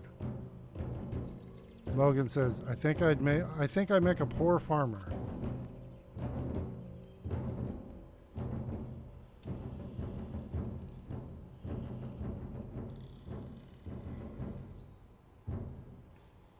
I'm going to say I'm gonna side with the brothers, man. Ivor steps forward. The thugs hesitate. As you pull your axe, you notice that Alette is nowhere to be seen. Oh, we got Hogan and Mogan. Okay, what are you guys? A thrasher? They're both thrashers. What does a thrasher do? Bloody flail. The character strikes multiple times, randomly hitting his opponent for 1 strength or 1 armor. On his last hit, Bloody Flail does damage equal to 1+1 for each ally standing adjacent to him. This last hit will randomly damage strength or armor. Bloody Flail does direct damage, making it useful even when the character is near death. For this reason, it is also does a great job of taking out wounded enemies who still have a lot of armor by bypassing it completely. Well, that's nice. Okay, hold on a sec here. Wait, we got an item here. Wait. Alette took the item with her. Shit. Hold on. So 12, 8 and 10. Let's put you back there. And you there. Alrighty. Here we go.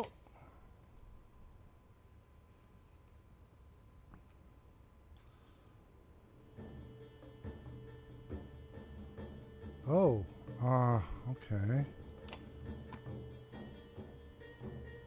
Hold on. Yeah, I'm gonna put her way back. Actually, let's do that.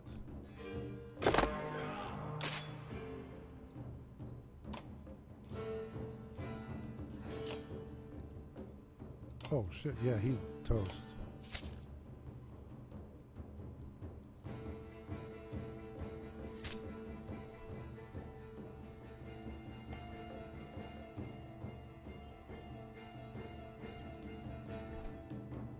Hold on. Yeah, we go to him. Ooh.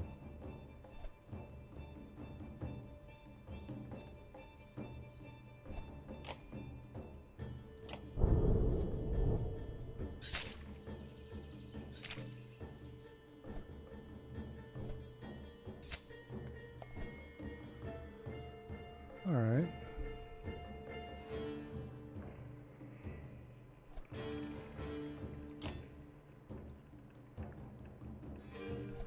No, he's going to do that bloody flail too.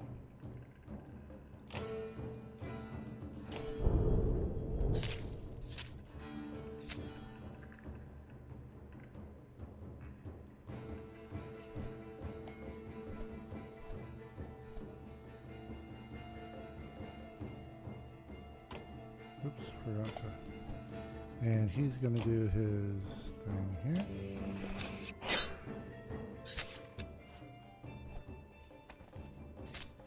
Eesh.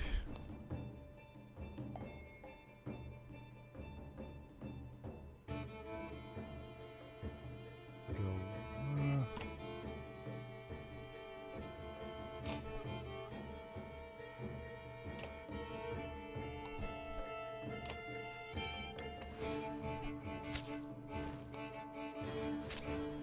Oh, nose!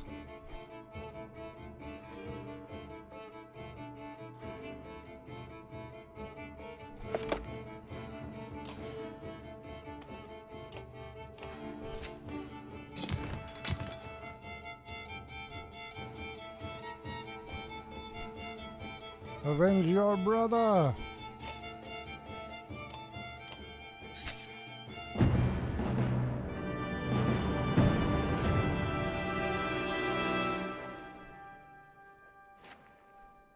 Okay, I got an achievement. Nobody leveled up. That's okay. We have a full roster now. Wait, where's our daughter? Okay. The brothers thank you with wide grins. Soon, many of the villagers have joined your caravan. You scan around anxiously for Alette, who had gone missing when the fighting began. Eventually, you find her, watching from afar. Hogan returns at that moment, introducing you to his son and wife, and you soon set out again. 22 fighters, 10 renown. Okay. Oh, we've got supplies. Alette marches quietly alongside the caravan, a little distant since leaving the village. When you stop for a rest, Oddleif approaches you both. Alette, I have something for you. Oddleif has gathered up the long banner from the caravan and smiles warmly as she passes it to Alette. Rook says, "What's this about?" Oddleif replies, "I was hoping you'd sew up the banner with everything that has happened since we left Skogar. Come find me another time, Rook, and we'll talk." Before you can comment, she departs. Alette says, "Dad, are you the chieftain now?" I'm going to say, it looks that way. I'm the one making decisions. Alette says, "Oh, then that means..." You're both quiet for a moment while Alette unfurls the banner. Oddleif has been teaching me how to sew. Rook says, "She speaks pretty highly of you." Alette says, "Can we read the part about Mom?" You nod. On the banner has been sewn the story of the families who have lived in Skogar throughout the years, just as is done on every banner in every town. Alette says, "I wish she were here, but I'm kind of glad she isn't." The section of banner about your family is short, but Alette has been sewing in colorful designs. Rook says, "Why do you say that?" She replies, "So she doesn't have to deal with all of this. Dredge, leaving home, and..." "Why did you have to kill those men in the village? I mean, if it's okay to ask."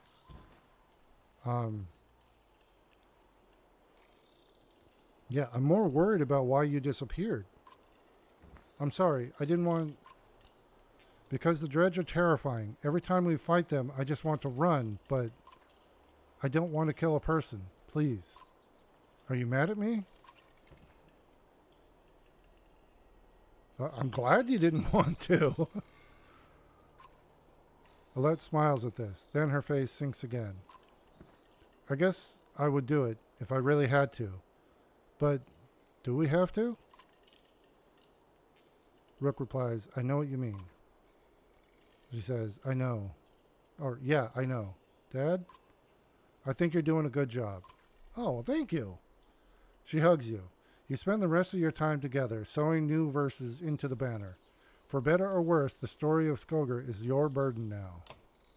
Yay? Okay. Oh, okay. Let's check Heroes. Okay. Bring Alette back in. Okay. So yeah, we have a full roster now. That's good. But we have... Okay, that's a level 2. We need a couple, maybe level 1 items. Let's see if we have any. Where's the heroes? Is there a market? Training, rest, hero. No market.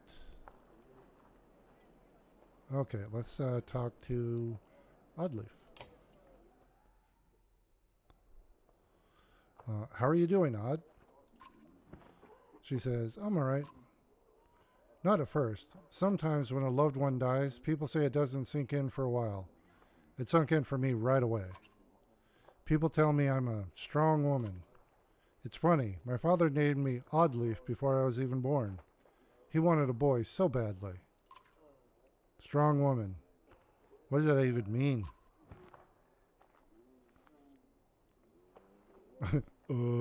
Is one of our options. It means people look up to you. She says, don't take this the wrong way, but I don't want to be known for handling my feelings. If I feel nothing about my husband dying, people think I'm strong. If I cry because my insides feel like they're on fire, I'm weak. Why does that feel so backwards? I'm sorry, Rook. It's been hard. You're not sure what to say. In the many years you've known the chieftain's wife, this is probably the most you've ever talked. We say, you asked me to come find you? Yes, it's about the banner. I thought about it a long time. He asked me to give it to you, you know, if something happened.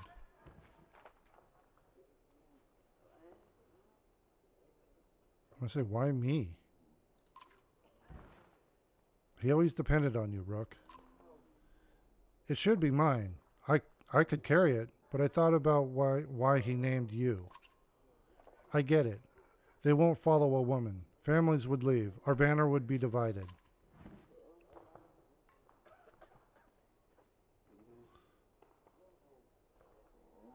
I'm going to say, I think they would follow you.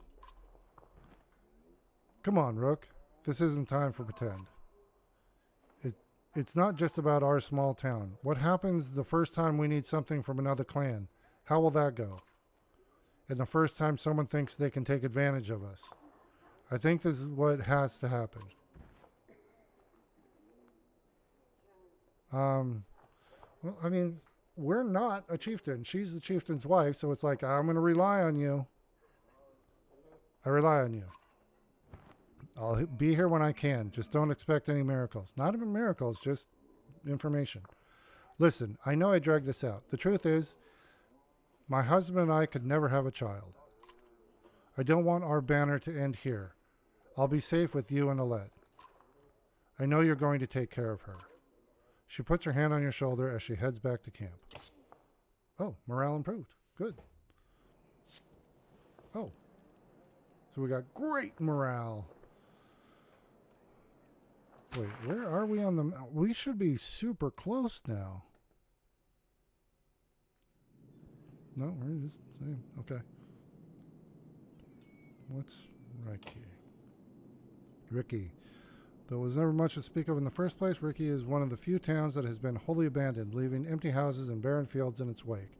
As a result, the entire road from Hockstop to Skulger is overgrown and unused, rarely seeing travelers of any sort. Okay. I think we're ready. We have 11 days worth of food, good morale. Oh, wow, we got 44 renown. I say, let's roll.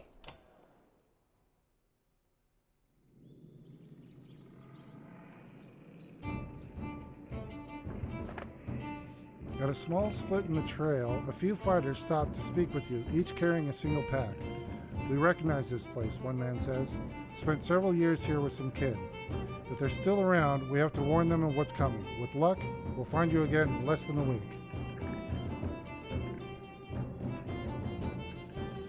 Okay, I'm going to say, see them off with extra supplies. If that's all you're taking, you may never make it. You say, grabbing a few items from a supply wagon. You strap the additional provisions to their packs. Search for family instead of food, you say with a smile, then clasp wrists before departing. Okay, so we lost 8 fighters. I don't know what that means. Okay. Complaints of Ravensfar's excessive drinking have resurfaced. This time the man stumbled over some tent ropes, pulled the snagged canvas through a campfire, nearly setting a supply wagon aflame. The clansmen put out the fire on both the wagon and Ravensfar's leg before leading him to you. This man drinks nothing but water from now on. Rafensfarter, Farter. I keep saying farter. Groggily agrees, slurring his way through promises to quit being such a nuisance. Many of the onlookers snort or roll their eyes, but go back to their business. Somehow you doubt it'll be long before Ravensvarter manages to find another drink, whether you allow it or not. Well, we'll see. Oh, here we are. Dread, shouts a man from the back of the caravan. It's Ravensvarder, the unabashed drunk, staggering toward you looking not entirely sober. He screams again, pointing to trees in the distance. Fear races through the caravan as riders pull their weapons. Scouts return with no sightings, and furious men surround Ravensvarder.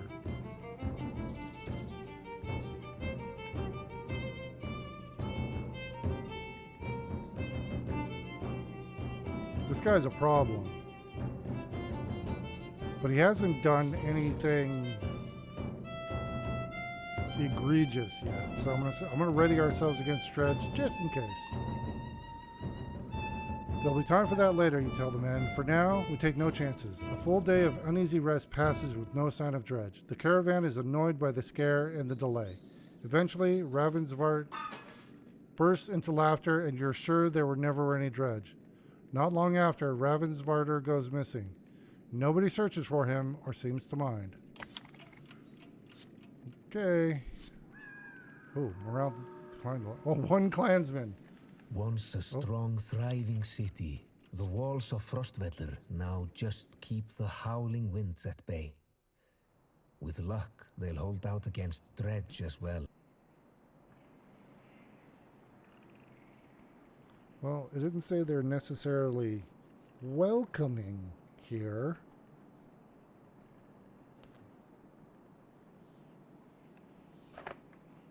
You jostle through fallow crowds of sunken faces who appear as though they've been freezing in front of Frostvellir for days. The gates are closed.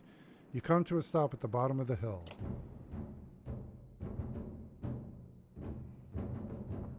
This is not looking good. Alette says, "Why are there so many people in the fields?" Ira says, "We can't stay outside in the open like this." Audley finds you amongst the many refugees. She says, "Rook, I just talked to some of the women here. No one is being led into the city." Why? She says, "It's overrun with Varl from Blotsbaker, Greyhorn, people from Bitra, all the nearby villages. The Dredge are everywhere. And the chieftain of Frostvellir has locked himself in his great hall. That's when they closed the gates." Ivor says, "When the Dredge come, these hills will turn red. We have to get in there."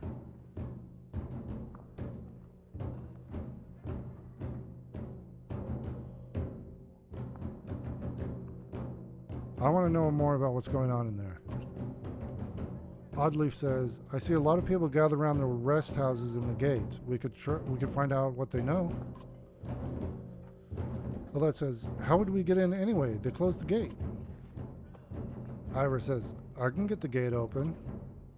Oddleaf says, "Let's see if there's any other way before we start breaking down gates." Ivor says, "I wasn't going to break it, just push really hard."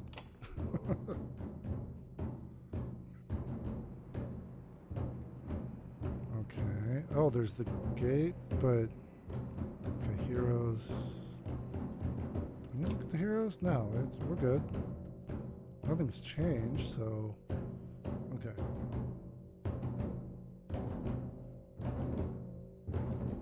So I guess go look at the gate. Oh, there's a market here.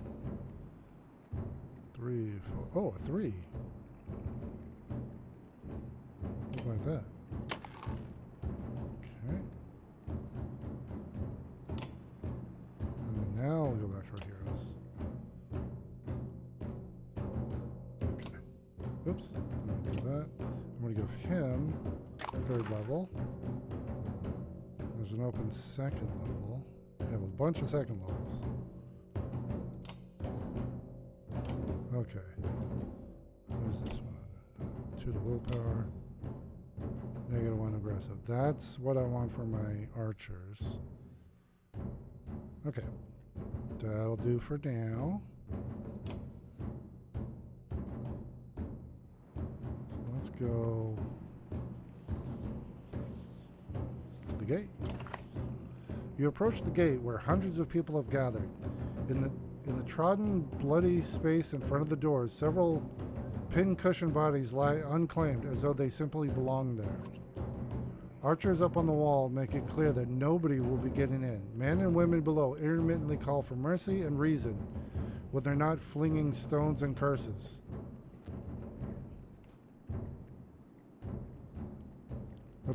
Let's find out more from the crowd. You spend an hour talking to different people who all have the same story. A couple of days ago, the chieftain shut himself in, closed the gates, and refused any more refugees.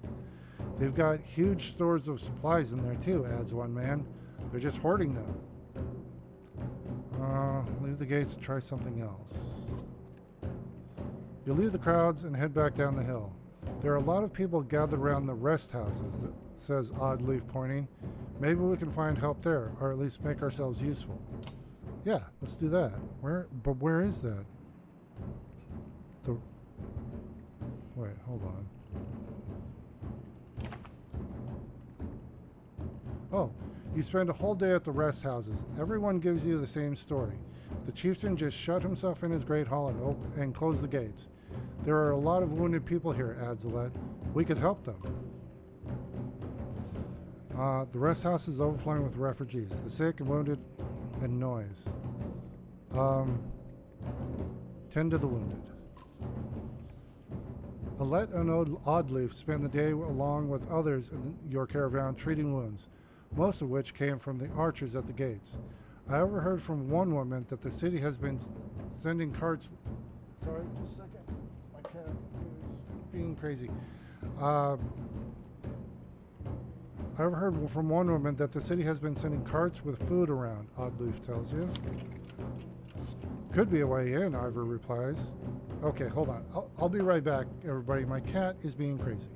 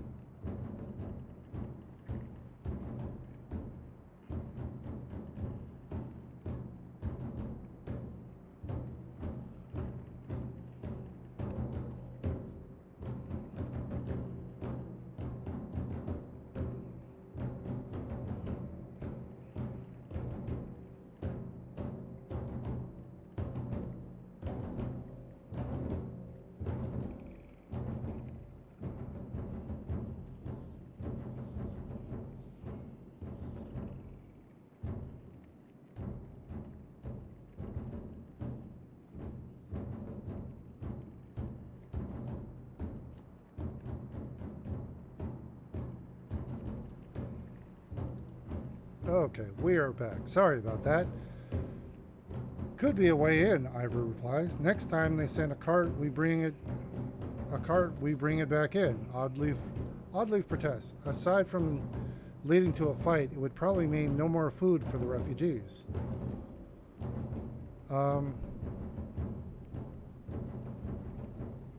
going to leave the food cart alone.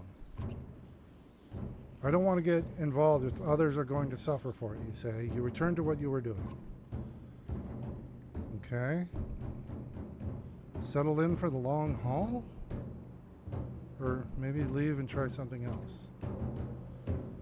You put the clamor of the rest house behind you. I still think we should be getting into the city, says Ivor, spying the gates on the hill.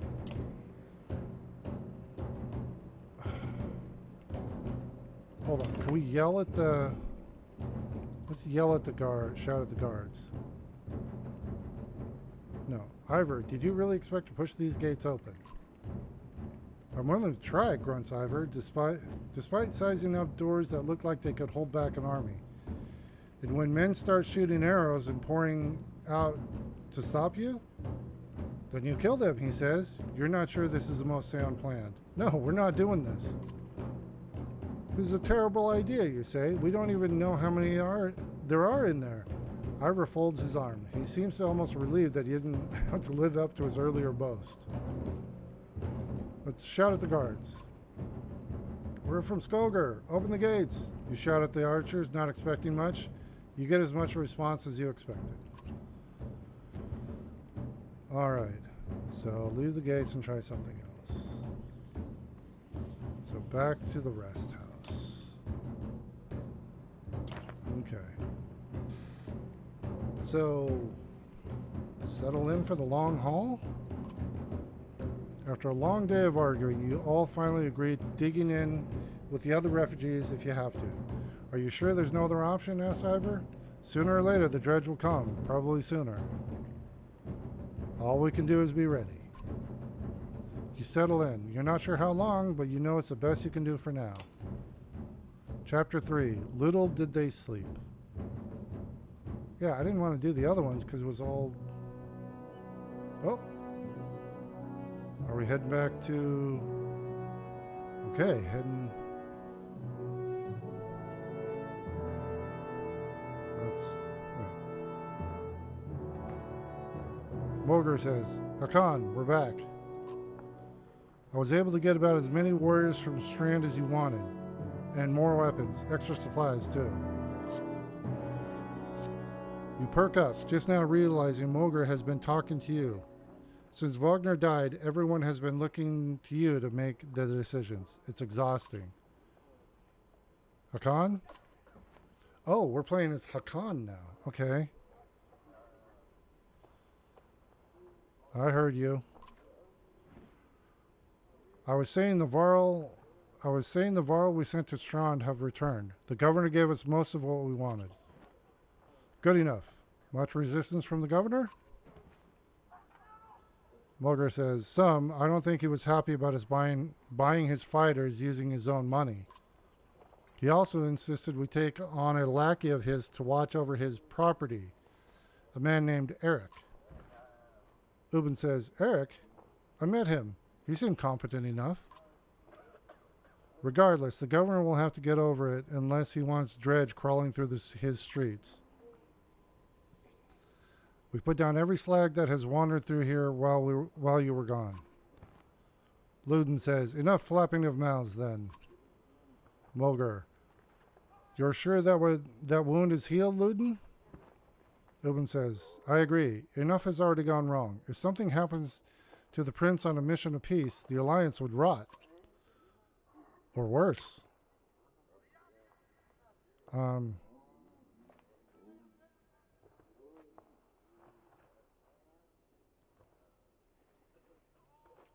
Yeah, I'm going to say, they're right, Luden. Return to Strand. Go home. Why? Aren't you the fabled dredge killers? How did you let them get this far south? We're not watchmen for the world. Watch your tone. If they're here, then something has gone wrong at Skilled, and you shouldn't be here.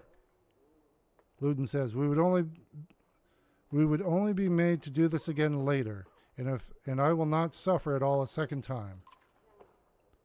Either take us through the wandering road or do your job and slaughter some dredge.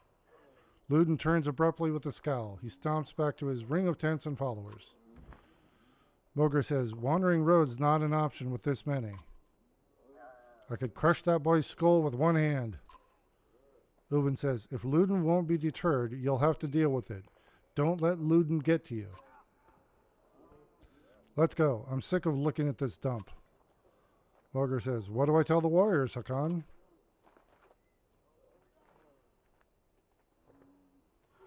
Tell them to be cautious. No more losses. Will do. Give the word and we'll set off. Okay. So let's see here. Oh, heroes. Who do we have? Oh, Eric. Cool. Oh. Mulger gets promoted. All right. And everybody gets strength. Okay. Oops. Okay. So the renown is shared, but not the items. So is there... That's the map. That's leave. There's no... Wow, 65 days of supplies. We're loaded here. Okay, that's Ubin. Let's talk to Ubin.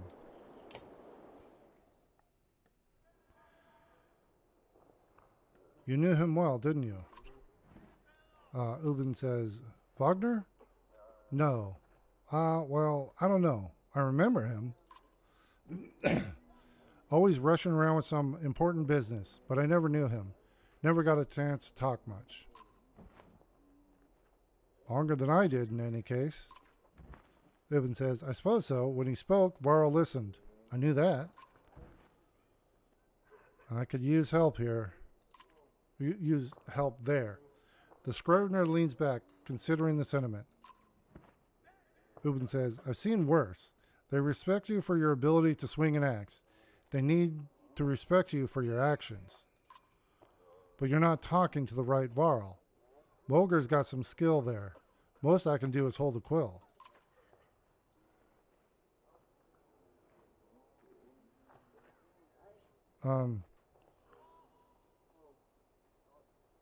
What are you always putting down in that journal? Ubin says, how do you mean? What do I write? I write what happens. They've got a banner and iron bag for that, you know. Ubin says, you mean the long banner? Yes, the Menders wove up something that writes its own history. You want my opinion? I don't trust it. No? He says, it tells a broad story. I think there's some value in the narrow. Why? Whose story does it write? Mine? Theirs? Ludin's? God forbid. Ha, you relic. The gods have been dead a long time. Ubin said, oh, have they? Old habits, I suppose.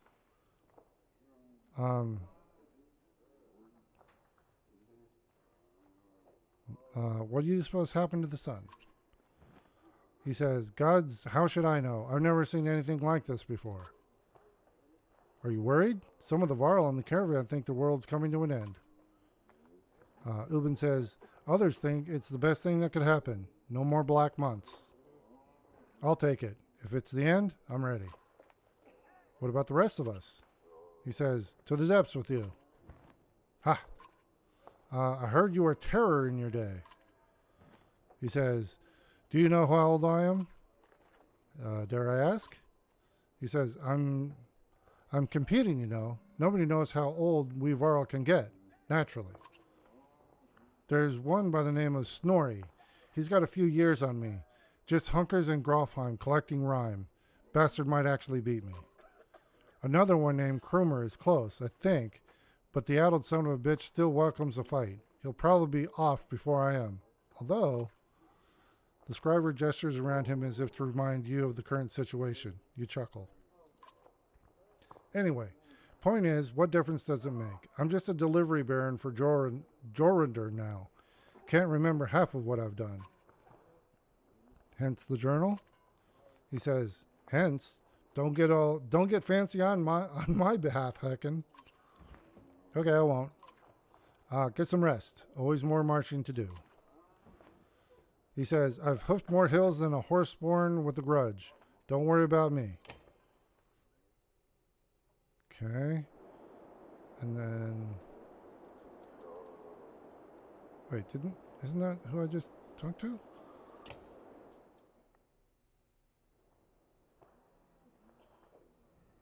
Oh, I'd ask how you're dealing with Wagner's death, but I already know the answer. This is Mulger. Do you? Steady, old Mulger. Steady, old Mulger, which is good. I know most of these Varl, but they're not under my command. They came to follow Wagner. Mulger says, tell you the truth? I wouldn't want to be in your position either. Anything you can tell me about the caravan? He says, throw together this many Varl, half of them want to hit each other, the rest want to be left alone. Anyone I should keep an eye on? He said, there's a couple of clan leaders trying to show off for each other. Not a big deal. I've got it under control. The fighters we just got from Strand aren't bad, but they're unruly. Give it a few days. And there are a few moaning about fighting for you instead of Wagner. Those are the ones to worry about. What about Ludin's men? He says, they don't want to hear anything from me. I know that. Any problems? He says, could be. Ludin's pet Varl is named Bercy. I'm not sure where he came from or what his deal is. Bastard knows how to fight, but there's something I don't like about him. His girl in red is scary too, Ursa. She's probably the best fighter Ludin's got, to be honest. I've overheard some of the Varl call her the witch. Why? Ogre says, the flaming arrows, I think. It's a good trick, but the fire upsets our Varl more than the dredge. Still doesn't make much sense. Which? Morger says, they're not scholars, Haken. I think they're mostly just afraid of her. That makes more sense. Don't let her find out. Haven't you ever wanted to be in command? Morger says, more than I am. Any more rope and I'd hang myself. I doubt that. Morger says, I forget. You weren't around back then. At one point, I had more rope. I hung myself. So no, I'm not interested in command. It's all yours. Thanks. You think we're walking into a death trap? He says, this many Varl? No, we should be all right. Things could get rough, though. I don't like being the one to send Varl to their deaths. I like worrying about myself, and that's the extent of it. Morger says, who would have expected Wagner to drop like that? Who would have expected Wagner to drop like that to a couple of slag? I'm still wondering what happened. He had hundreds of dead slag to his name. I don't get it. Morger says, just happens sometimes. No big moment. I'm sure it surprised him even more than us. Although, I have to wonder. Nah, never mind. Anyway, I'll worry about the warriors. You worry about not doing something stupid. That's asking a lot. What were you holding back about Wagner? He says, I'd rather not say, Hekon. Why not? He says, it's the kind of thing that it gets stuck in your head, and you need a clear one. It's better if you let me worry about it. Okay. Ooh. I'm going to say, if you say so. No, sounds important. Tell me. He says, how did Wagner die? He ran into Dredge. Wasn't expecting it. Margaret said, when we found him, he was lying face down, like he was struck from behind. Did he really get taken down by some random slag? Who else was there? You think Luden? Margaret says, he probably didn't, but... Damn it, we should keep an eye on that bastard. If you see anything, tell me. He says, I will. Let's get back to it. Let me know anything else. I will. All right. So, wait, where are we going? Wait, we're going to... Are we going back to Grofheim still? Okay. So hold on. We've got 65 days. We're fine. Let's go and head out.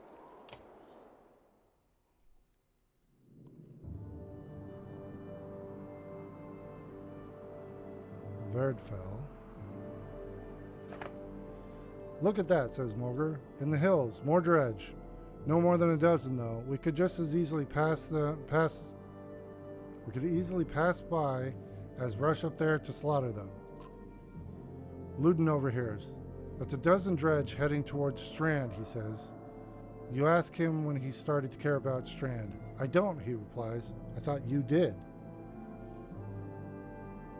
We're going to send some warriors to take care of it. Will do, he says. Hopefully they'll be able to catch back up to the caravan. He rushes off to find some volunteers. Luden and his men are not asked. He returned to travel. Okay. Oh. We lost 10 Varl. Luden says, Hakon! You can hear Luden's hard-booted trot as you set up camp the first day and brace yourself. Luden says, can we speak? As equals? We can try. He says, it seems clear to me you plan to kill a lot of dredge along the way. Am I right?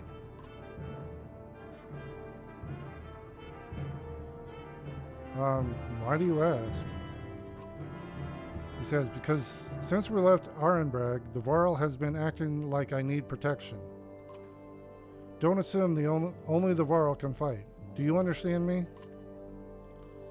That is my banner we fly to Grofheim, the banner of Arenbang. I insist on joining you in battle. Almost gutted in your first encounter and ready for more? Whatever you like, Prince. He says, and, I expected more resistance. From Wagner, maybe. He says, they tell me you were his Kender. That's why you're in charge now. Some sort of next of kin Varl thing? Don't you take on his responsibilities?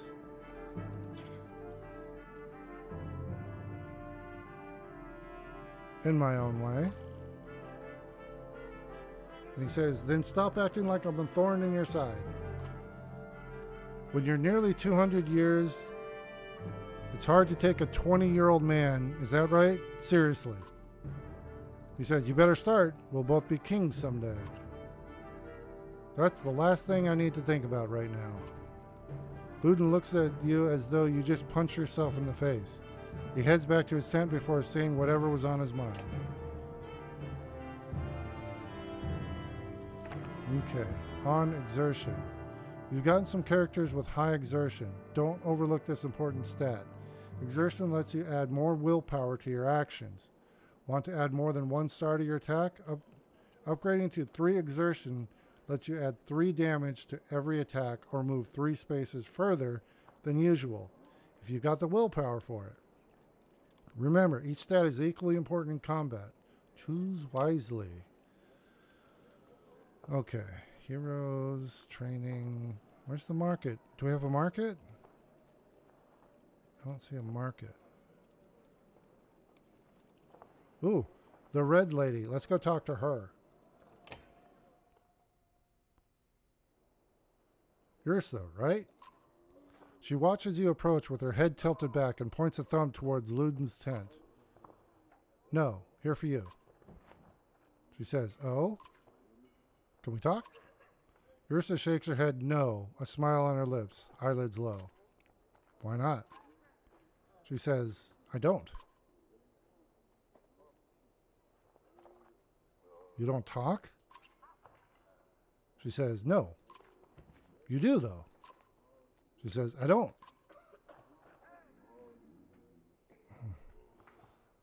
Okay, it's about the flaming arrows. She raises an eyebrow. Varl and fire don't get along. All you get is a shrug. If you're going to use them, she pulls an arrow. There's a flick of the wrist you don't quite catch. Suddenly, a bird combusts in the tree behind you and falls to the ground smoldering. Half the camp has turned to watch. She says, don't tell me not to. You're Ludin's bodyguard? She says, no, he's mine. Before you have the chance to be confused, she cackles, abrupt and loud, then looks slightly embarrassed. You are his personal guard, though. Her expression changes to, of course. How did you end up with someone like Ludin? She says, luck. Well, this has been fun. She crosses her arms, a hand on her chin, and cocks her head to one side. Until next time, Rissa. She says, Hakan? You stop and look over your shoulder. She says, I'm a witch, so be careful. She puts her forefinger to her lips with a soft shh. You depart. Not quite sure what to make of that. That was weird. She's weird. Who's this? You have a moment? As you approach Bercy, he lowers the book he was reading. He doesn't strike you as a book reading type. This is Ludin's guy. You're Bercy? He says, you're Hakan. We've gotten that out of the way, haven't we? I had some questions. He says, say what you want to say. What's a Varl doing working for Ludin? He says, what's a Varl doing working for another Varl? What difference does it make? It looks like you're in charge right now, so do me a favor and don't get Ludin killed. He's important to you? He says, no, but that's one way to put it. Where'd you learn to fight? Same way as you, by fighting. You know what I mean. He says, I robbed well-protected merchants for at least one man's lifetime. Is that what you mean? Yeah, not anymore? He said, I've had lots of jobs. Can I trust you? He says, that's what a loaded question. Depends on what you mean. Whose back will you have if things go wrong? He says, assume I'm looking out for myself and you'll figure out. Does Luden understand that? He said, Luden doesn't even understand what half his army is here just to... Luden doesn't even understand that half his army is here just to protect him from the people he talks to. I won't keep you any longer. Or you laugh at the unexpected gouge. Bercy grins, pleased with himself. I won't keep you any longer. He said, see you on the battlefield, O leader of Varl. You could join us. He says, I'm where I want to be. Don't forget what I said about keeping Luden alive. Got it? As you step away, you can't help but wonder if there was a bit of a threat behind that gravelly request. Okay, there's no training, heroes. Okay, no market here. We are going to go ahead and end the session here. This was a great start.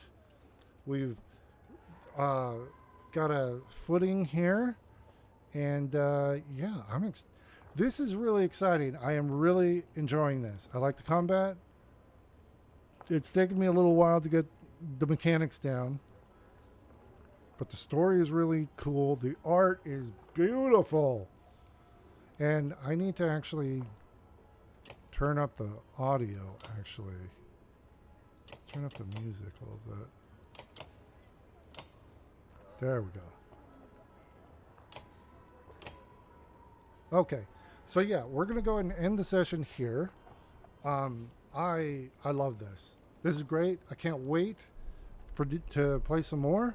Hopefully, same as with you. If that's true, please like, subscribe, follow, share, all those fun things. We put out new videos every day. And in that regard, I hope you're having a great day wherever you are, and we will see you tomorrow, everybody. Bye now.